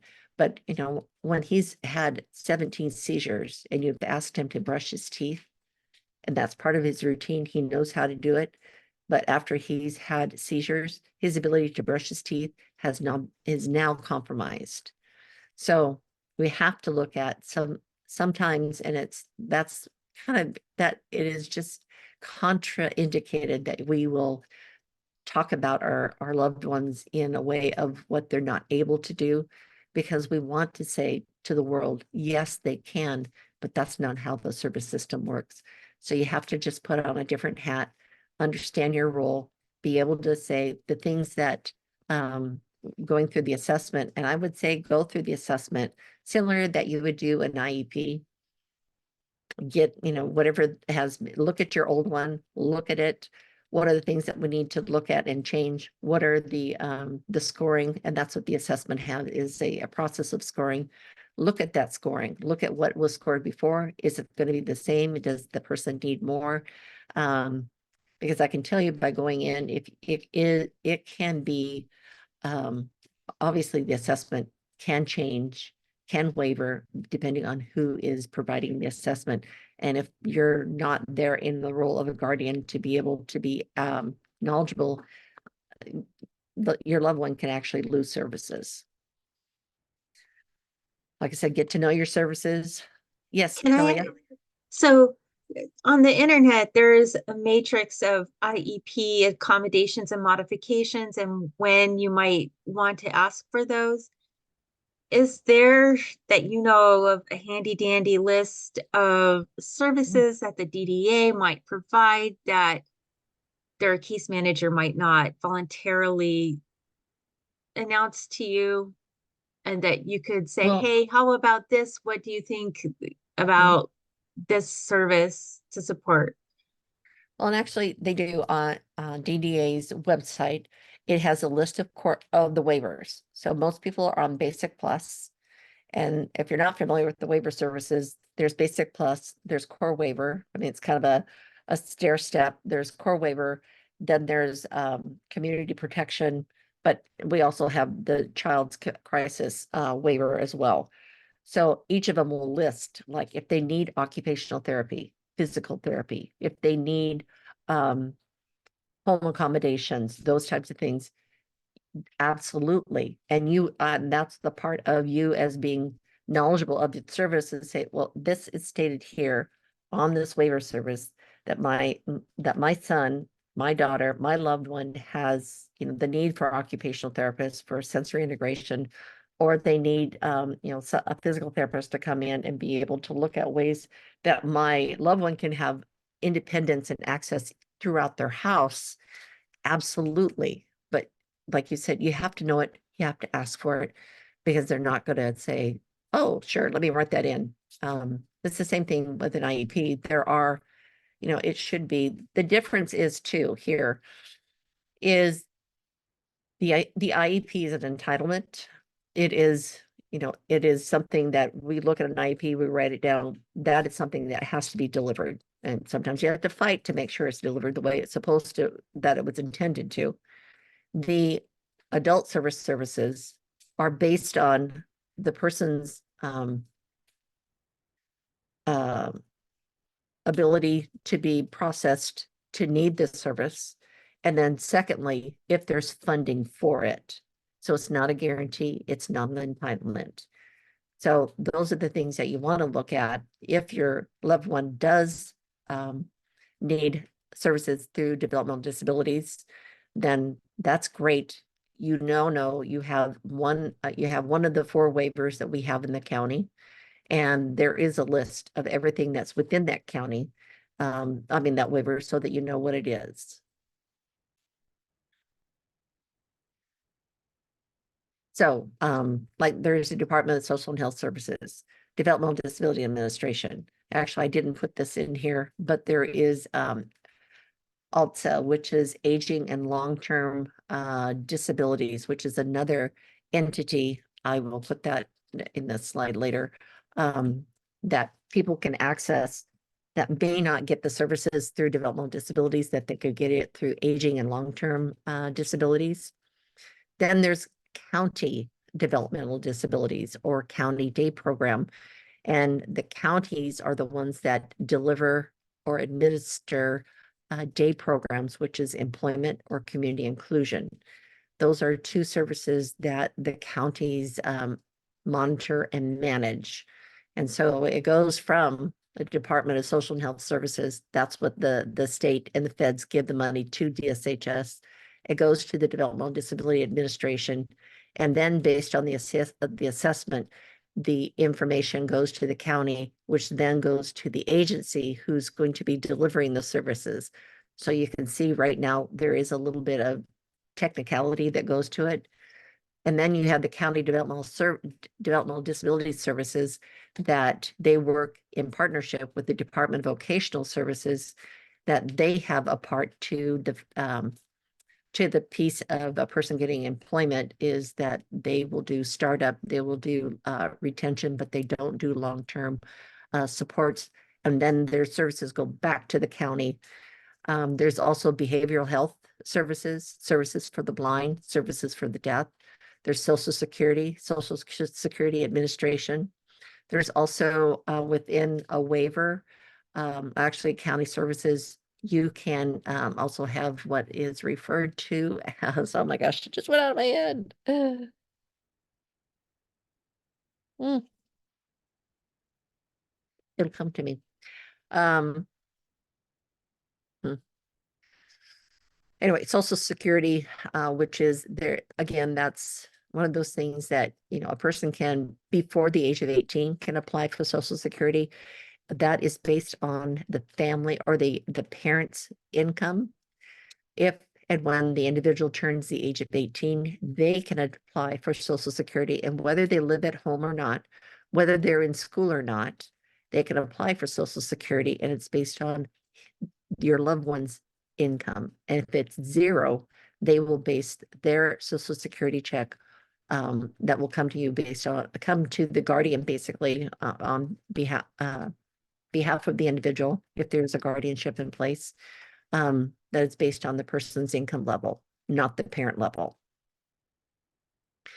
Then you have your county clerk. That is the person who, the entity that works with their superior court that goes through the guardianship process.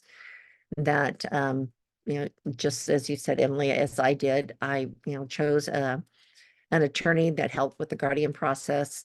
There is then a guardian ad litem that is identified that then goes and talks with people that knows the individual, the focus person, and that person, the guardian ad litem, will also interview your loved one. So what they're trying to do is paint a picture and, you know, build a story so that they can provide it to the judge. Then the judge makes the determination on whether or not a guardianship is applicable in this regard. People can also decide on, you know, there are different types of guardianships. A full guardianship means guardianship of the estate and of finances, and medical. Or it could be that the individual is, you know, you're just worried about their medical, and or maybe just the finance part. So you can have partial guardianships as well. But the county clerk is who you provide your guardianship papers to.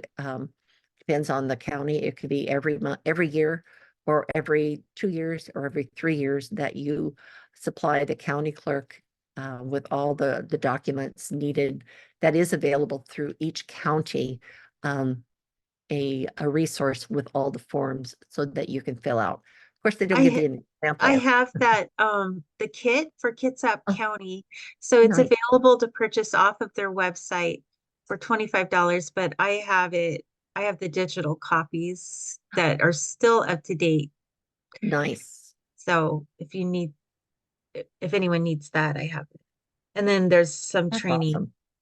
That's also awesome. Also awesome. That's very great because there are some, and I would say my county in particular, they don't have any trainings. And it is the only thing that they have is what's available through the state of Washington, and it doesn't always apply to a person with a developmental disability or an intellectual disability. So that's great that you have that in Kitsap County. And Yeah, and if you do a do it yourself guardianship, mhm. in Kitsap County, you're required to meet with a court facilitator before you file your paperwork, Well, that's great which too. might not be the same. And it's about a $40 appointment. Which beats the heck out of, you know, $1,000 sometimes for the appointment of a judge. That being said, it depends on the county as well, because oftentimes as they're going through the guardianship, they will look at your loved one's income level, which oftentimes is zero, and the county will reimburse the family.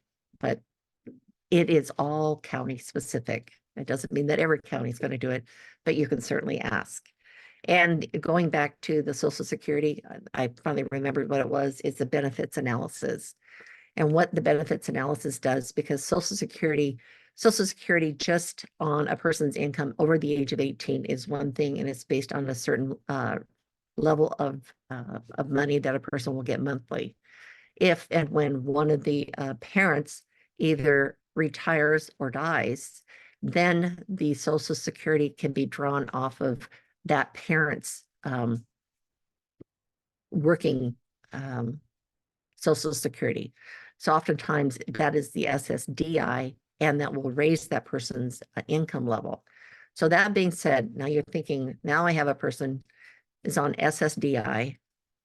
They also are getting services through the vocational, through the Department of Vocational Rehab, and I'm getting those services.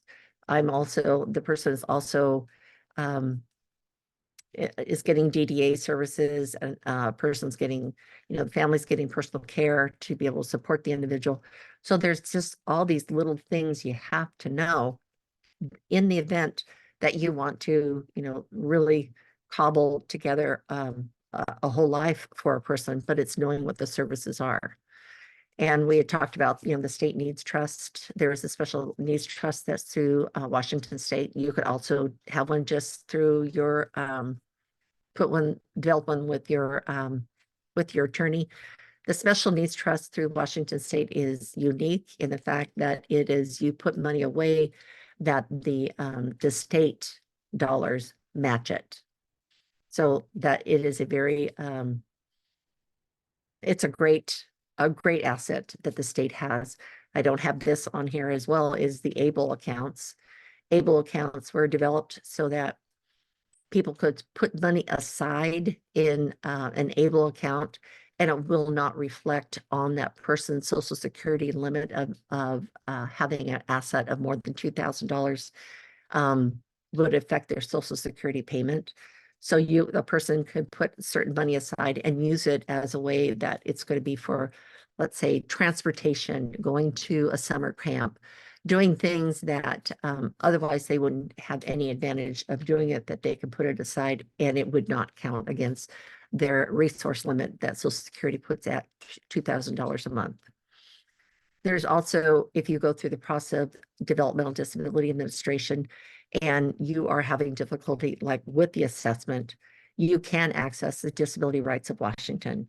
There is also the DDA, the Ombudsman Office, that will help families, guardians help their loved one or help the loved one be able to navigate and sometimes, advocate on behalf of that person to say, no, this process is not going right. This was not, we need to do this again so that maybe the assessments, because we missed a lot of things that the person hasn't changed. They still need that same amount of support, and somehow it was misconstrued. So basically, Disability Rights of Washington through the through the Developmental Disability Ombudsman's Office can help with that. I always talk about Smart 911, which is a resource that's available to the state of Washington. A lot of families don't know about it. Smart 911 is a resource that is actually available to anyone, but Smart 911 is a third-party entity that can give, like for our 911 operators, information about your loved one. So for instance, um,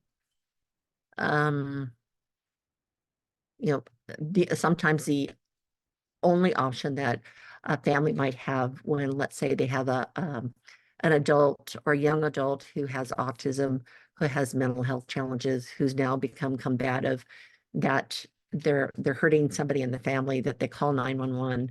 The last thing you want to do is have police come in and raid the house and drop the person down and pin them and put them in handcuffs. What this is doing, Smart 911, you fill out the application and it helps the person, helps the 911 operator talk with the responding police officer and say, the person that you will be coming to face with is a person with autism who can be very combative. If you can approach him in this way, because, and actually I had a training with one of our local police departments, and the one thing that the police say their primary role is to subdue the perpetrator and keep people safe. So the person with autism or a developmental disability in the eyes of the police is that they are a perpetrator, and they will be treated as such unless they know otherwise. That's why Smart 911 is important. It's how can we help people recognize what their needs are so that they aren't put in position that we're actually causing trauma to an individual. Did you have a question or a comment, Malia? So we have our, and so Smart 911, I'm going to go there and enter my information, but we also have Community Connection in Kitsap County that Nice. also does the same thing where you describe your house, you describe the Mhm. people in the house, even your pets. Yes. So that's for first responders in case they show up to a fire or Mhm. other emergencies. So that's Smart 911 is an awesome resource. I'm going to add that to my crisis list. But Cool. this is a local thing that people should also put in. The thing that's nice about Smart 911, it is national. So if you went to Walt Disney World in Florida, they would have that information and be able to bring it up. It's Right. interesting. Again, my good friend who has the two kids, she happened to have, and this has been, maybe 15 years ago, had a house fire. It started in her one son's bedroom, and it started from a heater from a waterbed. And it was smoldering, and there's a lot of smoke, and of course, having chaos in the house with a person with autism, it can be very disconcerting, can trigger a lot of behavioral supports. So here is my friend, and she's out in the front yard with her son on a chair, a stool, basically the breakfast bar stool, and she's got a pair of clippers, hair clippers, and she's cutting her son's hair while the fire is going on because that was a sensory support he loved. So to keep him calm, she had to cut his hair in the front lawn.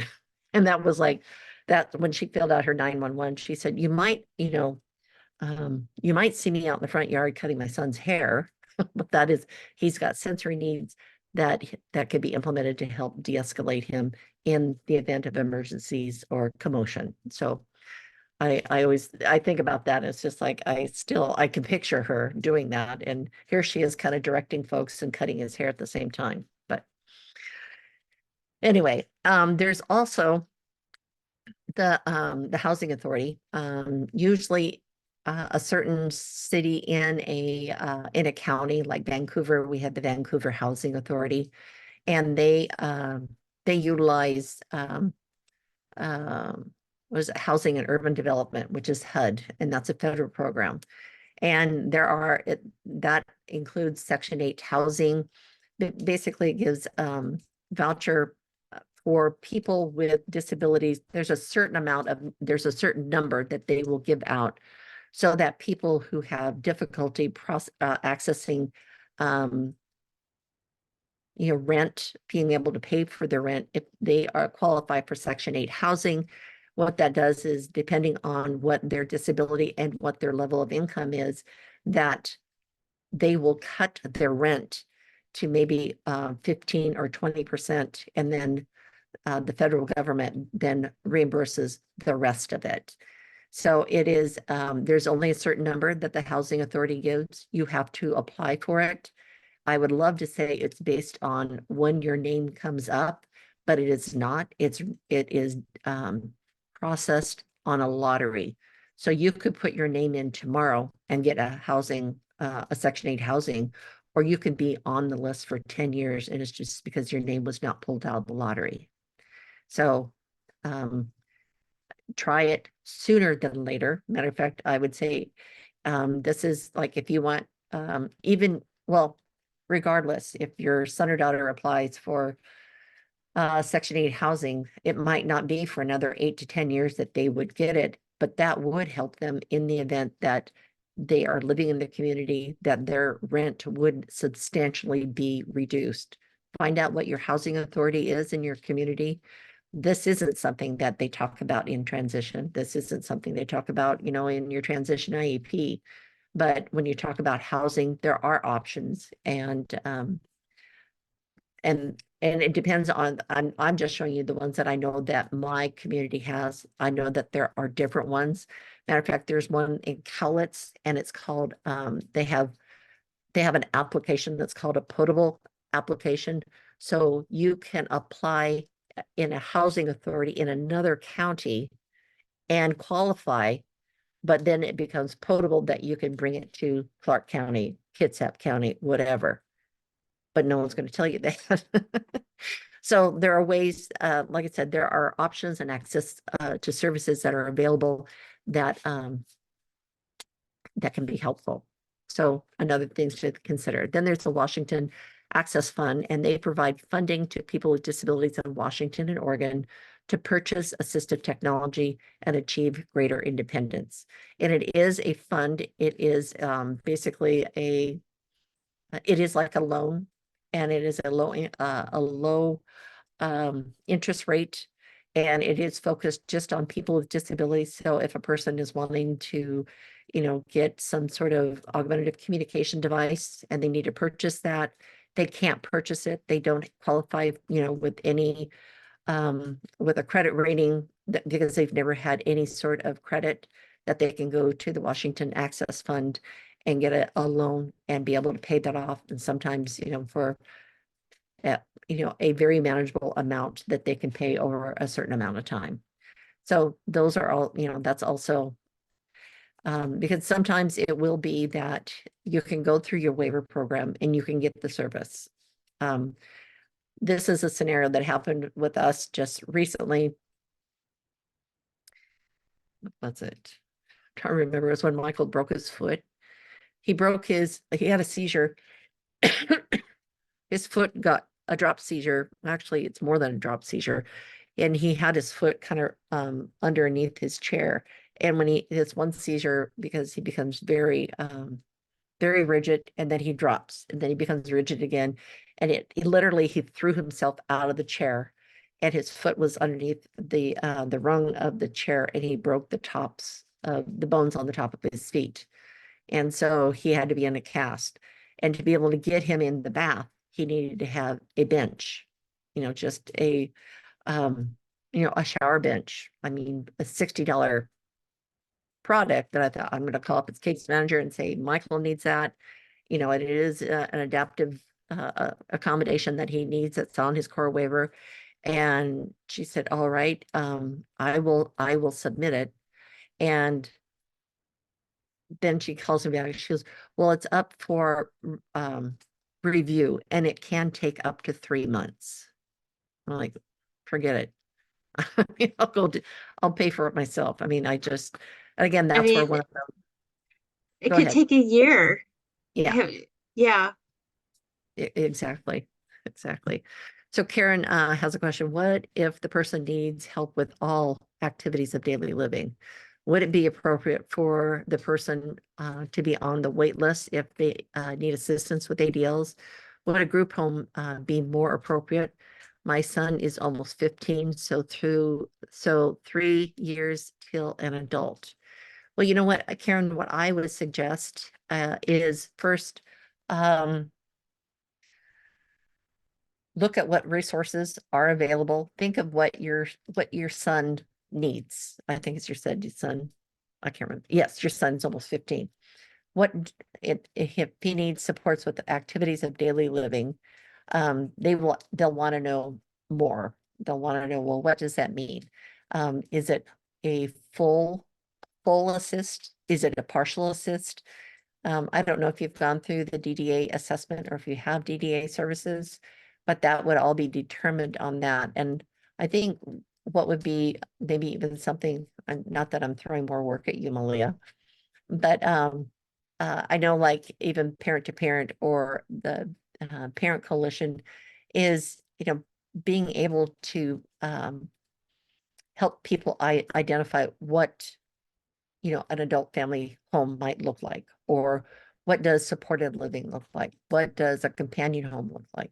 What does what's available in your community, if those are the services that will meet your son's needs? Or is it, gosh, and there have been people that have decided to put, I'm going to have build an ADU right beside my house, and I'm going to manage the personal care dollars, and we're going to have an entity, and it could be that we're going to get the money through DDA that's going to make a smart house for a smart ADU for my son, so that he can live as independently as possible, and we have a part-time person that comes in to support them. I mean, the We have Partners for Housing coming to oh, Yes, uh, ca- Kathy Moriarty. having Yeah. a meeting.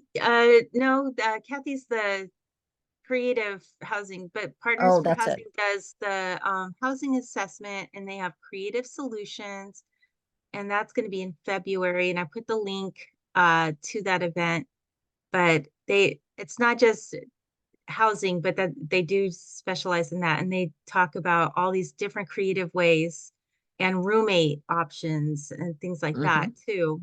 Roommate matching, because not everybody is going to get along with everybody Yeah. either. Yeah. And they mentioned all of that and how to get on all of the housing, the HUD services Yes. at age 18. You want to do that nationwide and watch out for those open lists. So you should come to that. It'll be she's uh full of energy and lots of crazy ideas.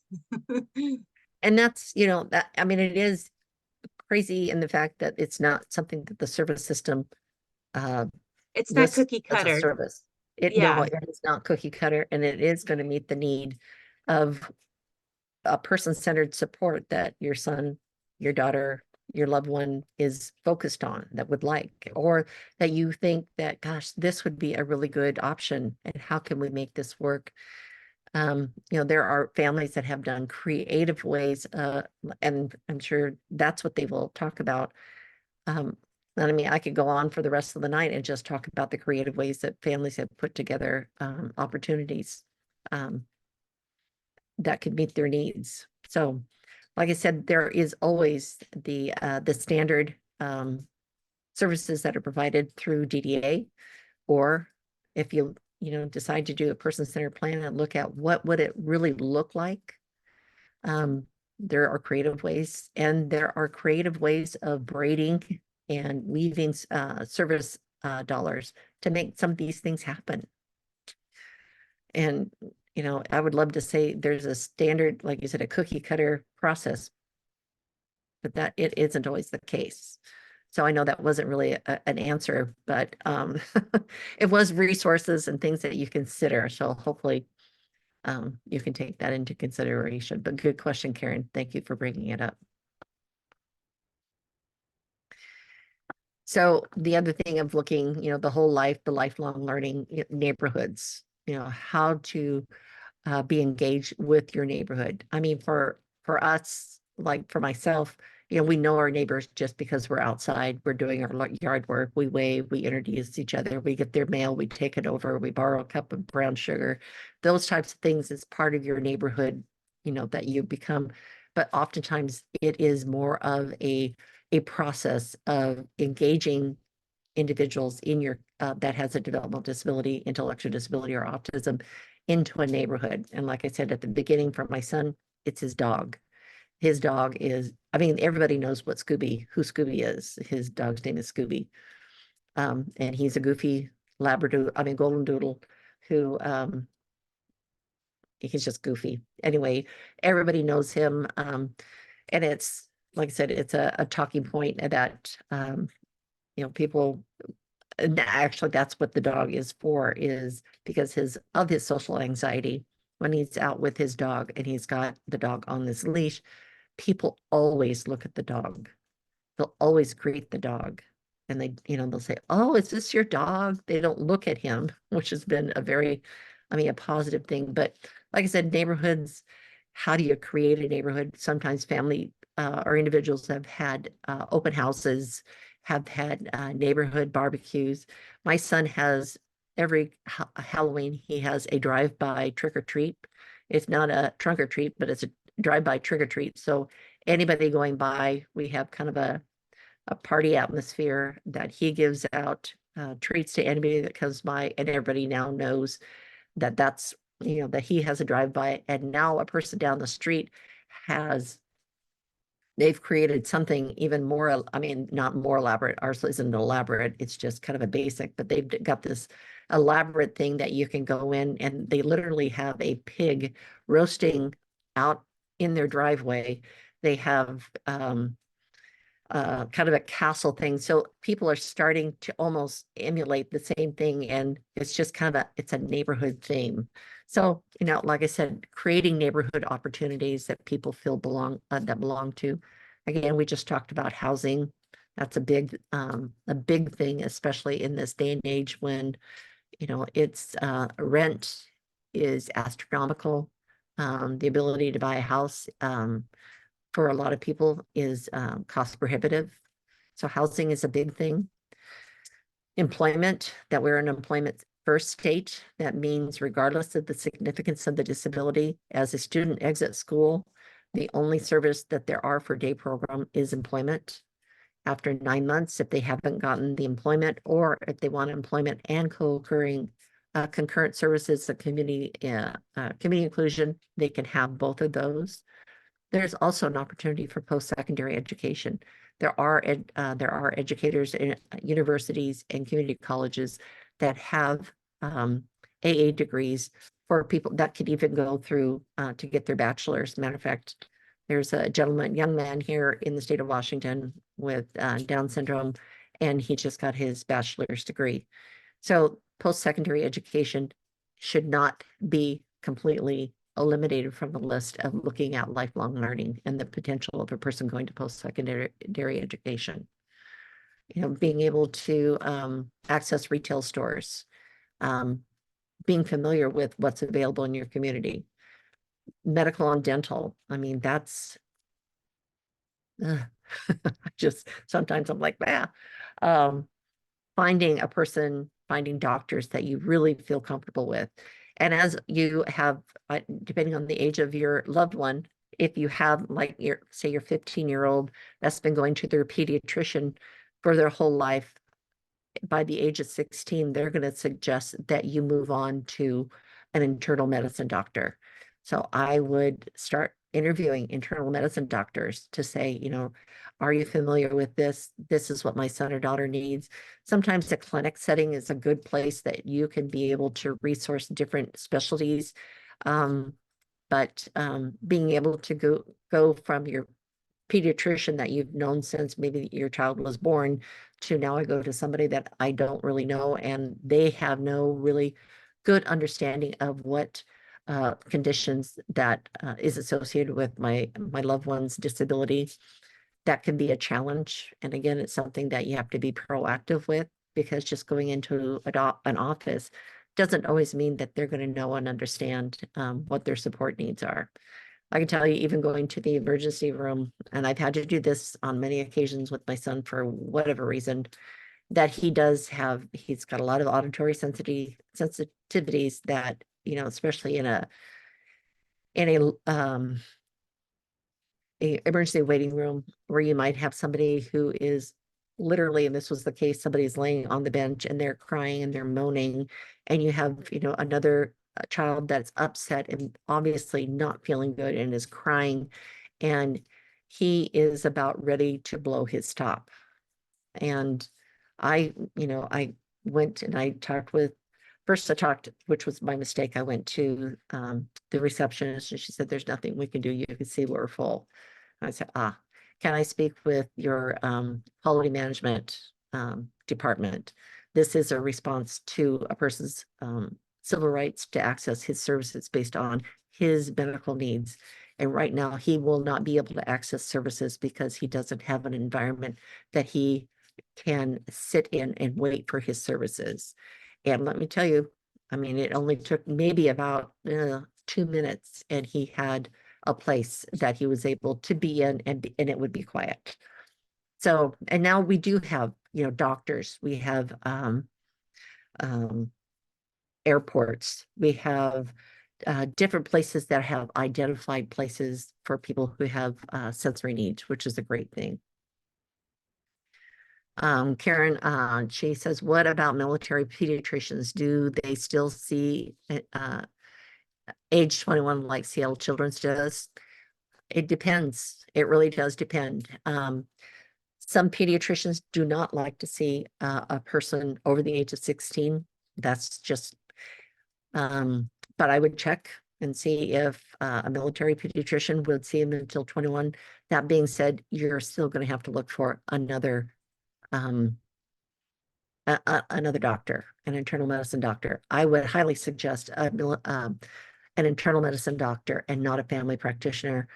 Internal medicine has a higher degree of education that really looks at um, as it is considered a specialty, but an internal medicine doctor that doesn't have like a specialty to gastrointestinal issues, then they could access an internal medicine doctor.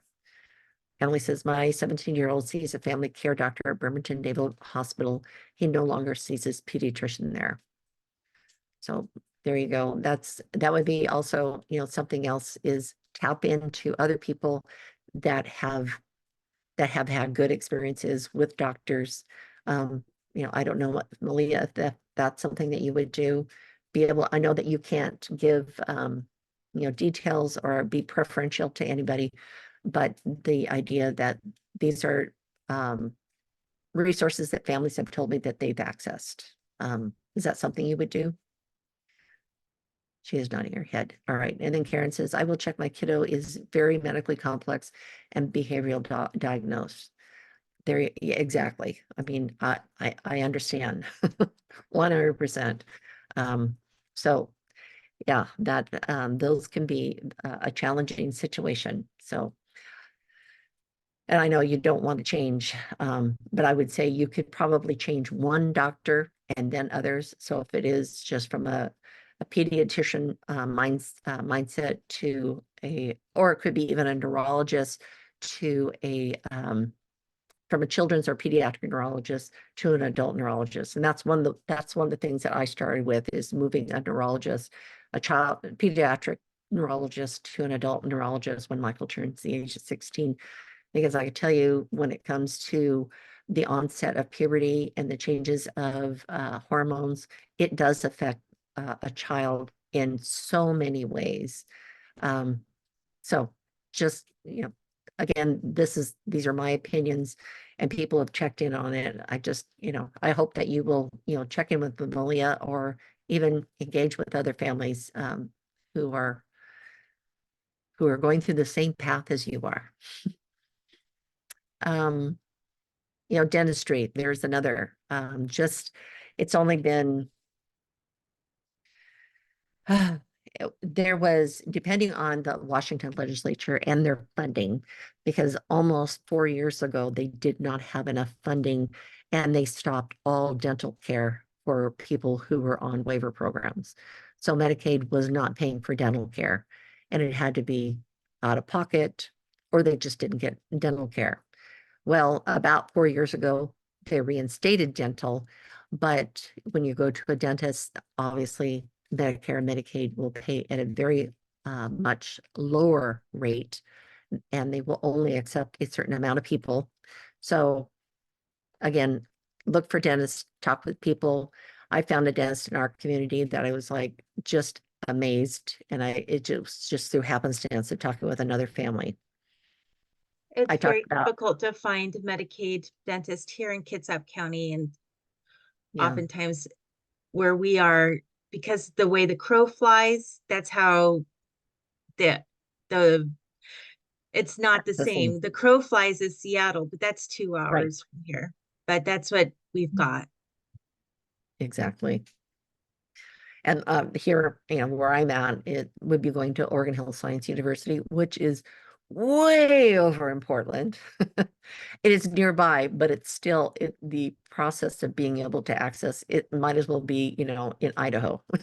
It's kind of ridiculous. Anyway, emergency responses, we already talked about that. I also went over guardianship, full guardian, whether it's the estate or the person, the partial guardianship or no guardianship with with the process of having supported decision-making opportunities. And I have put a website here that will, it is a process, it's a national movement on supported decision-making. And there are ways that they can help you navigate that so a person doesn't, decide on the age of 18 that they go out and get a tattoo on their forehead. I mean, that's something that obviously they have the choice to do, but the process of supported decision making would help um, a family, a loved one be able to help their child make good decisions. Social Security management, money management, the payee process and service is, identifying a payee. Oftentimes families do that as being the guardian and the Social Security payee. And I can tell you that is a lot of work. It's a lot of work with frankly no other return other than you know where the money's going, which is a great thing. There are other people that actually that's all they do is do payee services. And so they do the money management. If a guardian family does not want to do that process, they can certainly have those services to help with that. And the state actually pays for payee services. So that's another thing to consider. And again, I mean, these aren't things that your local case resource manager is really going to know. When you look at housing in particular, again, you want to look at the environment, the social surroundings. It's going to be important for a person and where and how they live. Is it going to be close to a parks and a green space, close to retail, shopping, and a restaurant, a library, that they're on a public transportation, whether it's fixed route or paratransit, that there is, designed safety within the neighborhood, that there's a diverse neighborhood and accepting. These are things that you want to look for when you are looking for a place, if in the event that your loved one wants to live in the community. What are the things you need to look for? I mean, the first thing I always say is location and environment. I mean, the location, a gentleman that I work with, and it's through their residential provider, but he becomes very aggressive because he has a lot of proprioceptive needs, meaning he needs to have a lot of way to expel his energy. And how he did it before is that he was on a piece of property that he would literally walk anywhere between 8 to 10 miles a day. That's what he did. He just walked. To now he lives in an apartment with no walking around him. And they're trying to put, basically a square peg into a small circle. It literally is, how do we find the environment that's going to be conducive to a person's their needs, that they're close to retail, that they can walk to it, or they can get to it safely by, either walking or paratransit or even fixed route. They're all things that you really want to look at. Emily says, my son is on the waiting list at University of Washington, and they are about 3 years out. Yeah, we were dropped from our other dentists. Gosh darn it. That's just, yes, that is very frustrating.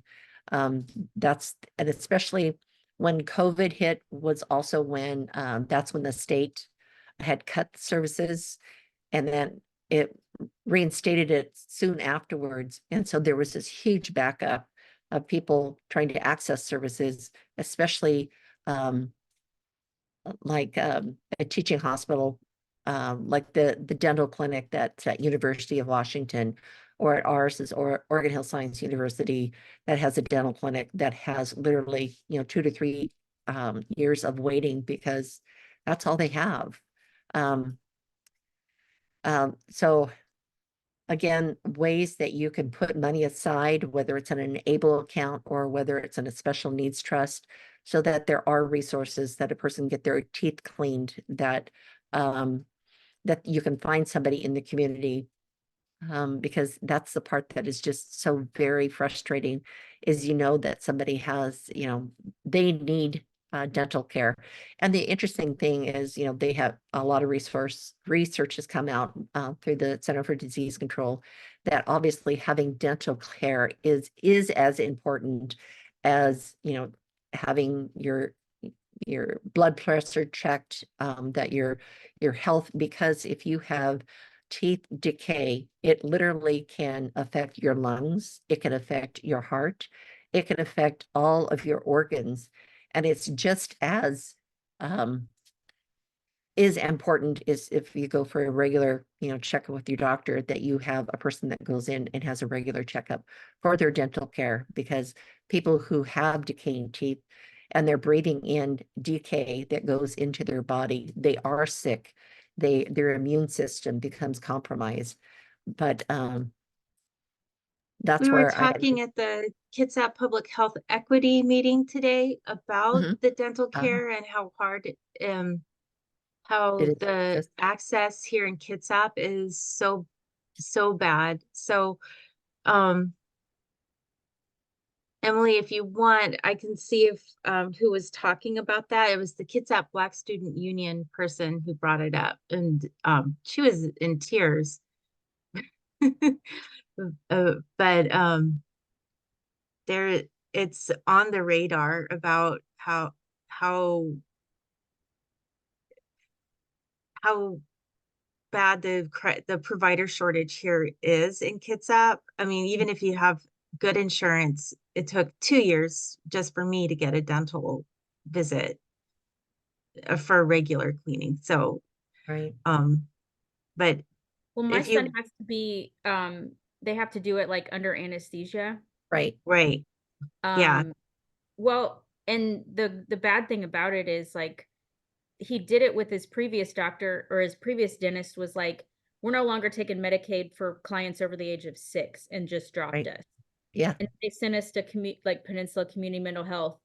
And like the dentist didn't even want to see him, was like, I can't deal with him. He needs to go to the clinic at the University of Washington. And that was Peninsula Community Health, which is like the primary like server of like Medicaid and all that stuff. So and then yeah, I've called around and it's been, but yeah, I mean, it's been years since he's been in. I clean his teeth. I bought a dental kit and clean his teeth myself, which is wow. probably not safe, but there's no other option. But yeah, because who knows when we'll get in there. Like You yeah, know, Shannon Turner, uh, he's a bigwig over at PCHS, and he also attends the Kitsap County Developmental Disabilities Board. So, and that's on the first Tuesday of the month. Perhaps we should say something, but that's not his division, but that right. still doesn't mean that there can't be an but you impact. know, we could say this is happening at your location. Yeah. So I'll write it down. Thank you. Because And the yeah, I'd love to connect with her, Leah. Yeah. Well, he's a Shannon Turner's a man. Oh, the one you said that was talking at the meeting Oh, today. and then the Kids at Black Student Union, I Yeah, believe, was the person that was talking about um, really trying to address the dental provider shortage here in Kitsap. So I'll write both of those things down. thank you. You're welcome. That's great. Yeah, that's just uh so access to healthcare. Again, this is just, these are some of this are obviously my soapboxes, what I've worked with, and the angst that I went through. But if I could just encourage you to not wait until they've outgrown their welcome at the pediatrician's office. Like when, nurses say, aren't you getting too big to be able to come here? Which are things that I heard with my son. And then consider interviewing internal medicine doctors for your loved one by the age of 16, whether they access it or not. So you can get a good, and you can familiarize, and literally you can you can get an appointment with a doctor to say, I would like to interview you. I want to know, what is your understanding of, this genetic mutation that's in GAP1, that an intractable seizure disorder that also have, GI issues, who's had a history of a perforated bowel. What could you help me with those types of, scenarios? Be honest, be open. I mean, that's something my son has experienced, and, and I have grown and have had a good relationship with like my son's internal medicine doctor. But even I can tell you, even just the other day, I always have, when it comes to Michael's, his bowel intestinal things, because he has had a perforated bowel and he had to have emergency surgery and was in ICU for 3 days, that when he says his stomach hurts and he's having problems passing feces, yeah, I'm going to get a little nervous, and I am going to contact the doctor. And he was trying to, and this is just last week, and he was trying to, kind of appease me, or I don't want to say he placated, but he was kind of like, oh, you would know if he was in that type of distress. And I said, no, and you need to know that because he has such a high threshold of pain. No one knew, including myself, until it actually perforated, and that he had also had recurring bleeding ulcers that had bled and ulcered so many times it was closing the entry into his stomach. I said, so I need you to remember and understand this, that this isn't something, this is the situation, and I can't have you dismiss something, because talking about being the lifelong case manager, you hold the history. That's what you want to do, is have somebody who understands. And I believe I have a good relationship with him, but sometimes I just have to remind him. This is one of the things is, the transition to adult services with an IEP, or with IEP and a person-centered plan. The thing is our loved ones are put through so many assessments that, having a person-centered plan, having the transitional IEP, and going into adult services, that should be your calling card. It should not be, oh, we're going to go ahead and reinvent the wheel and we'll do it our way, when they have just spent throughout their educational career 15 years of assessments and present levels of performance is on an annual basis, knowing what their learning styles are, knowing what their support needs are, that for you as either the advocate, the parent, the guardian, to be able to say, this is what I need, and this is how I need to share it with you, so that my loved one is not being put through unnecessary assessments, and sometimes by people who don't even have a high school degree, let alone a college degree, to do that. So, I would say be forewarned and be proactive when it comes to that. Guardianship, one of the things, it's not an extension of parenting. It's, how do you interact when, again, we talked about what kind of a guardianship, the cost, the reporting, the process, and the amount of time you want to be involved in the guardianship is going to be something that you want to talk about. So this is one of the things that I have done, like for my son, and this came about because of the scenario or the situation when it came to my one of the last doctors that the internal medicine gastroenterologist that I was referred to with Michael, that Michael, he had only seen him once. I mean, this is his first time that he was visiting Michael. He just had his head on my shoulder. He wasn't talking. He wasn't interacting. He, quote, did not seem to be in distress. And I was like, oh, trust me, he is in distress. And he was just looking at me like, I don't see it. And I said, he is, and I know that there's something wrong, and I can't leave this office until he has an appointment to have an upper GI. And he's just like looking at me, and I said, I'm being serious. There is something gravely wrong when he's not eating, or when he tries to eat, he throws up. This is not a normal behavior, and I cannot have somebody, again, just dismiss me. And it was after I refused to leave the doctor's office with Michael, that we were there for almost 45 minutes before he came back and said, if you're here on Thursday, I'm on call, and if there is room, we'll get you in for an upper GI, basically an endoscopy. And I said, we'll be here. Sure enough, we went in. He was able to get Michael in. He did the upper GI, came back, or the endoscopy, came back, and Michael had a direct admit into the hospital. And that's when they had found out he had so many ulcers that had bled and scarred and bled and scarred that he said, I had no idea. I had no idea he was in that much distress. And it wasn't until we came back for the follow-up that he went, oh, that's who he is. And so this is what I did, is I just used something that was just as simple, that was available on my computer, and I just made a montage. And so this I wanted to just share with you. It's just a minute long. So here we go.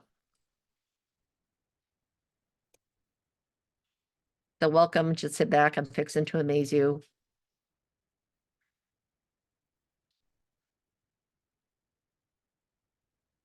It's not going. My name is Michael. I want you to know who I am: a son, a brother, a grandson, uncle, friend, and so much more. This is Molly and me. She was and still is my rock. She was there for me throughout our childhood.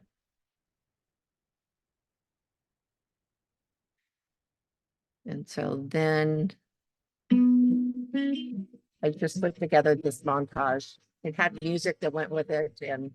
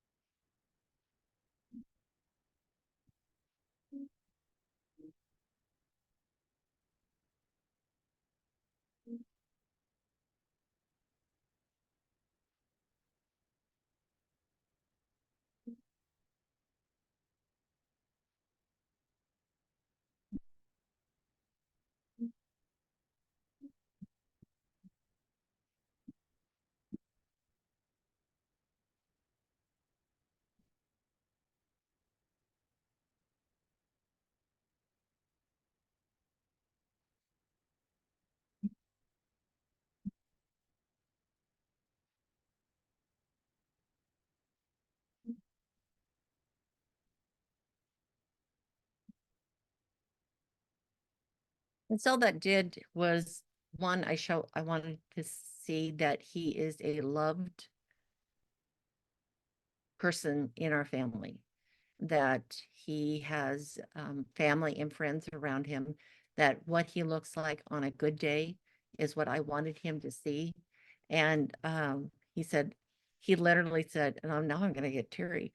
He said, I will never doubt a parent when they come in again with a person that is telling me something. And he apologized. And I said, I appreciate that.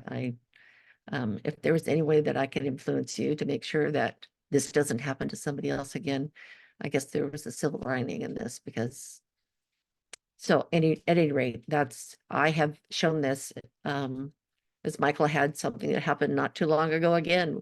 He had problems urinating, and the doctors are like, he's fine, he's fine.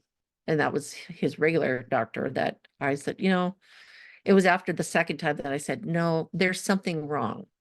And because actually I talked with my husband and I said, honey, would you be alarmed if when you finished urinating that you had a drop of blood come, that he would drip? And he goes, oh my God, no, I would not feel comfortable. I would be so upset. And I said, well, this has happened twice with Michael. And so I said, I just put in a call and said, we need the referral to a urologist. And without even blinking an eye, he said, all right, that's fine. And we went to the urologist, and I was so impressed with this urologist. One, he didn't even look at me when he walked in the room. He walked straight to Michael, said, hello, my name is Dr. Matz. I understand you're here to see me about some problems going to the bathroom. Do you want me to talk with you or with your mom? And Michael points at me. And I was like, I mean, again, I was like one of those, oh my gosh, somebody trained you really well, buddy. But at any rate, what they found out is Michael had an embedded kidney stone that had tried to pass it. It was stuck in the utero between the kidney and the bladder, and it had embedded into the utero so deep it had almost popped into the popped out of and would have gone into the rest of his body. And so he had to go in for, he said, we're going to get him in tomorrow. They had to remove it and put a stent in, but Michael acted just like he would any other day, with the exception of hesitancy of wanting to urinate and an occasional drip of blood. And so those are some of those things that it's like, how does a person know? And you are the history. Whoops, I don't want this. You are the person that holds the history. You are the person that needs to advocate. Come on. What's the deal here? Oh, and this is just, I did more things again so that people can see, who Michael was. It's just, like I said, it's something that you could do, and I do it on my, I have a Mac, and it just has a program. You could just throw these pictures together. It has a montage. You can choose the music, and I have this on my iPhone, and I have shown it to other doctors. So I just want you to see who Michael is, because him resting his head on my shoulder and not making eye contact with you is not indicative of his personality. There's something wrong.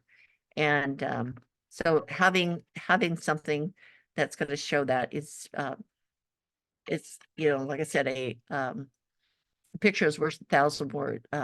Picture is worth 1,000 words.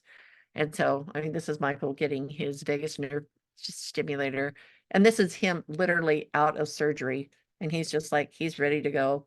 But one of the other things is I came in with all the visual communication supports that he needed, along with a social story, so that he could be successful. Because just going in and having the health service just taken through a system, their process, whatever, their clip of efficiency, I should say, that was just put him on his head.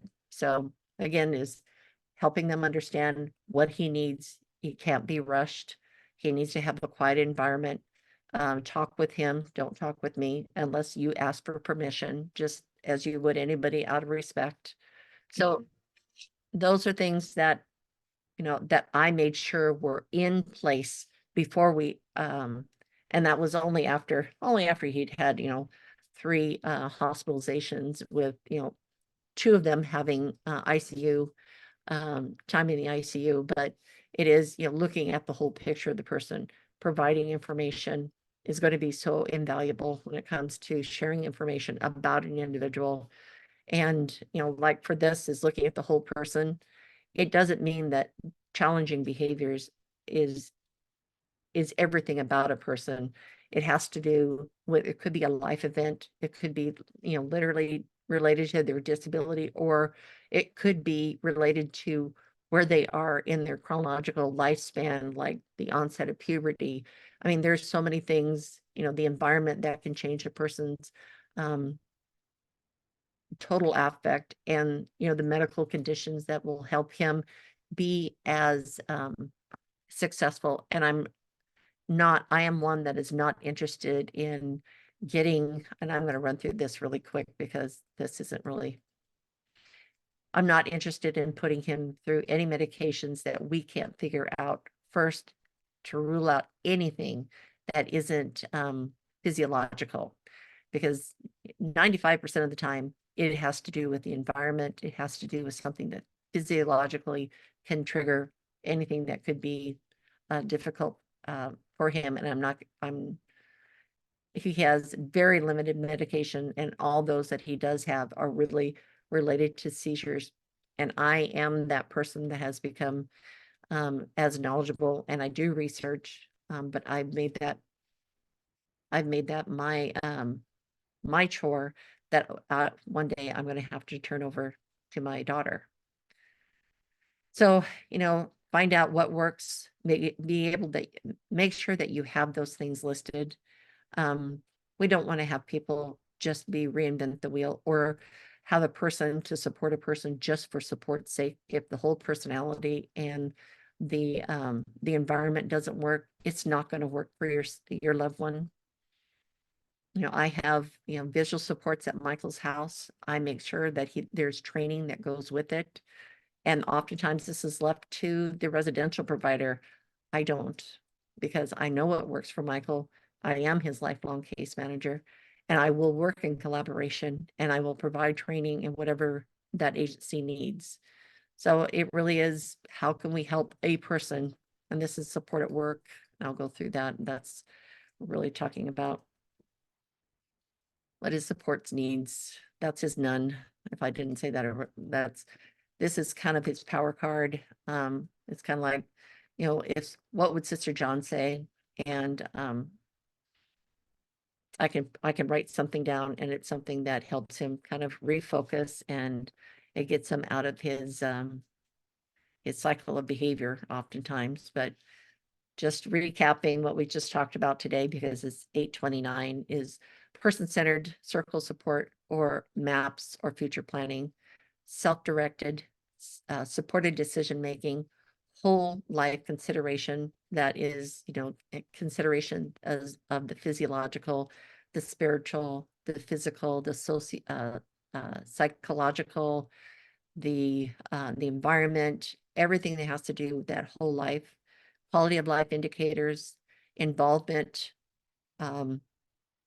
as in part of inclusion. It's not just having access, it's how do we involve the participation, what's the research and evidence-based and service supports.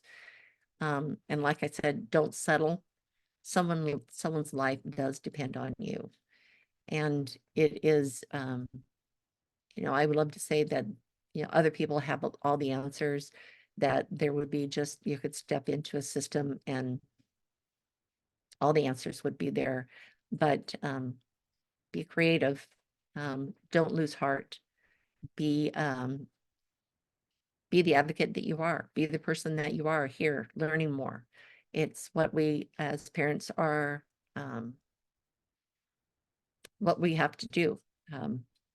It is obviously a choice whether you want to or not, but as I'm saying, to ensure that we are planful, that we advocate, that we are making sure that all the bases are being touched, that there's a likelihood that we can get more quality of life for our loved ones than they would otherwise. So that's what I have for you tonight. I thank you for your time, and like I said, I hope you got something out of this. My contact information is on the handout if you want to download it. And of course, Malia, you can ask her for it as well. Anything else, Malia, that you want to wrap up with? I'm just gonna click stop record, All right. in case anyone wants to speak.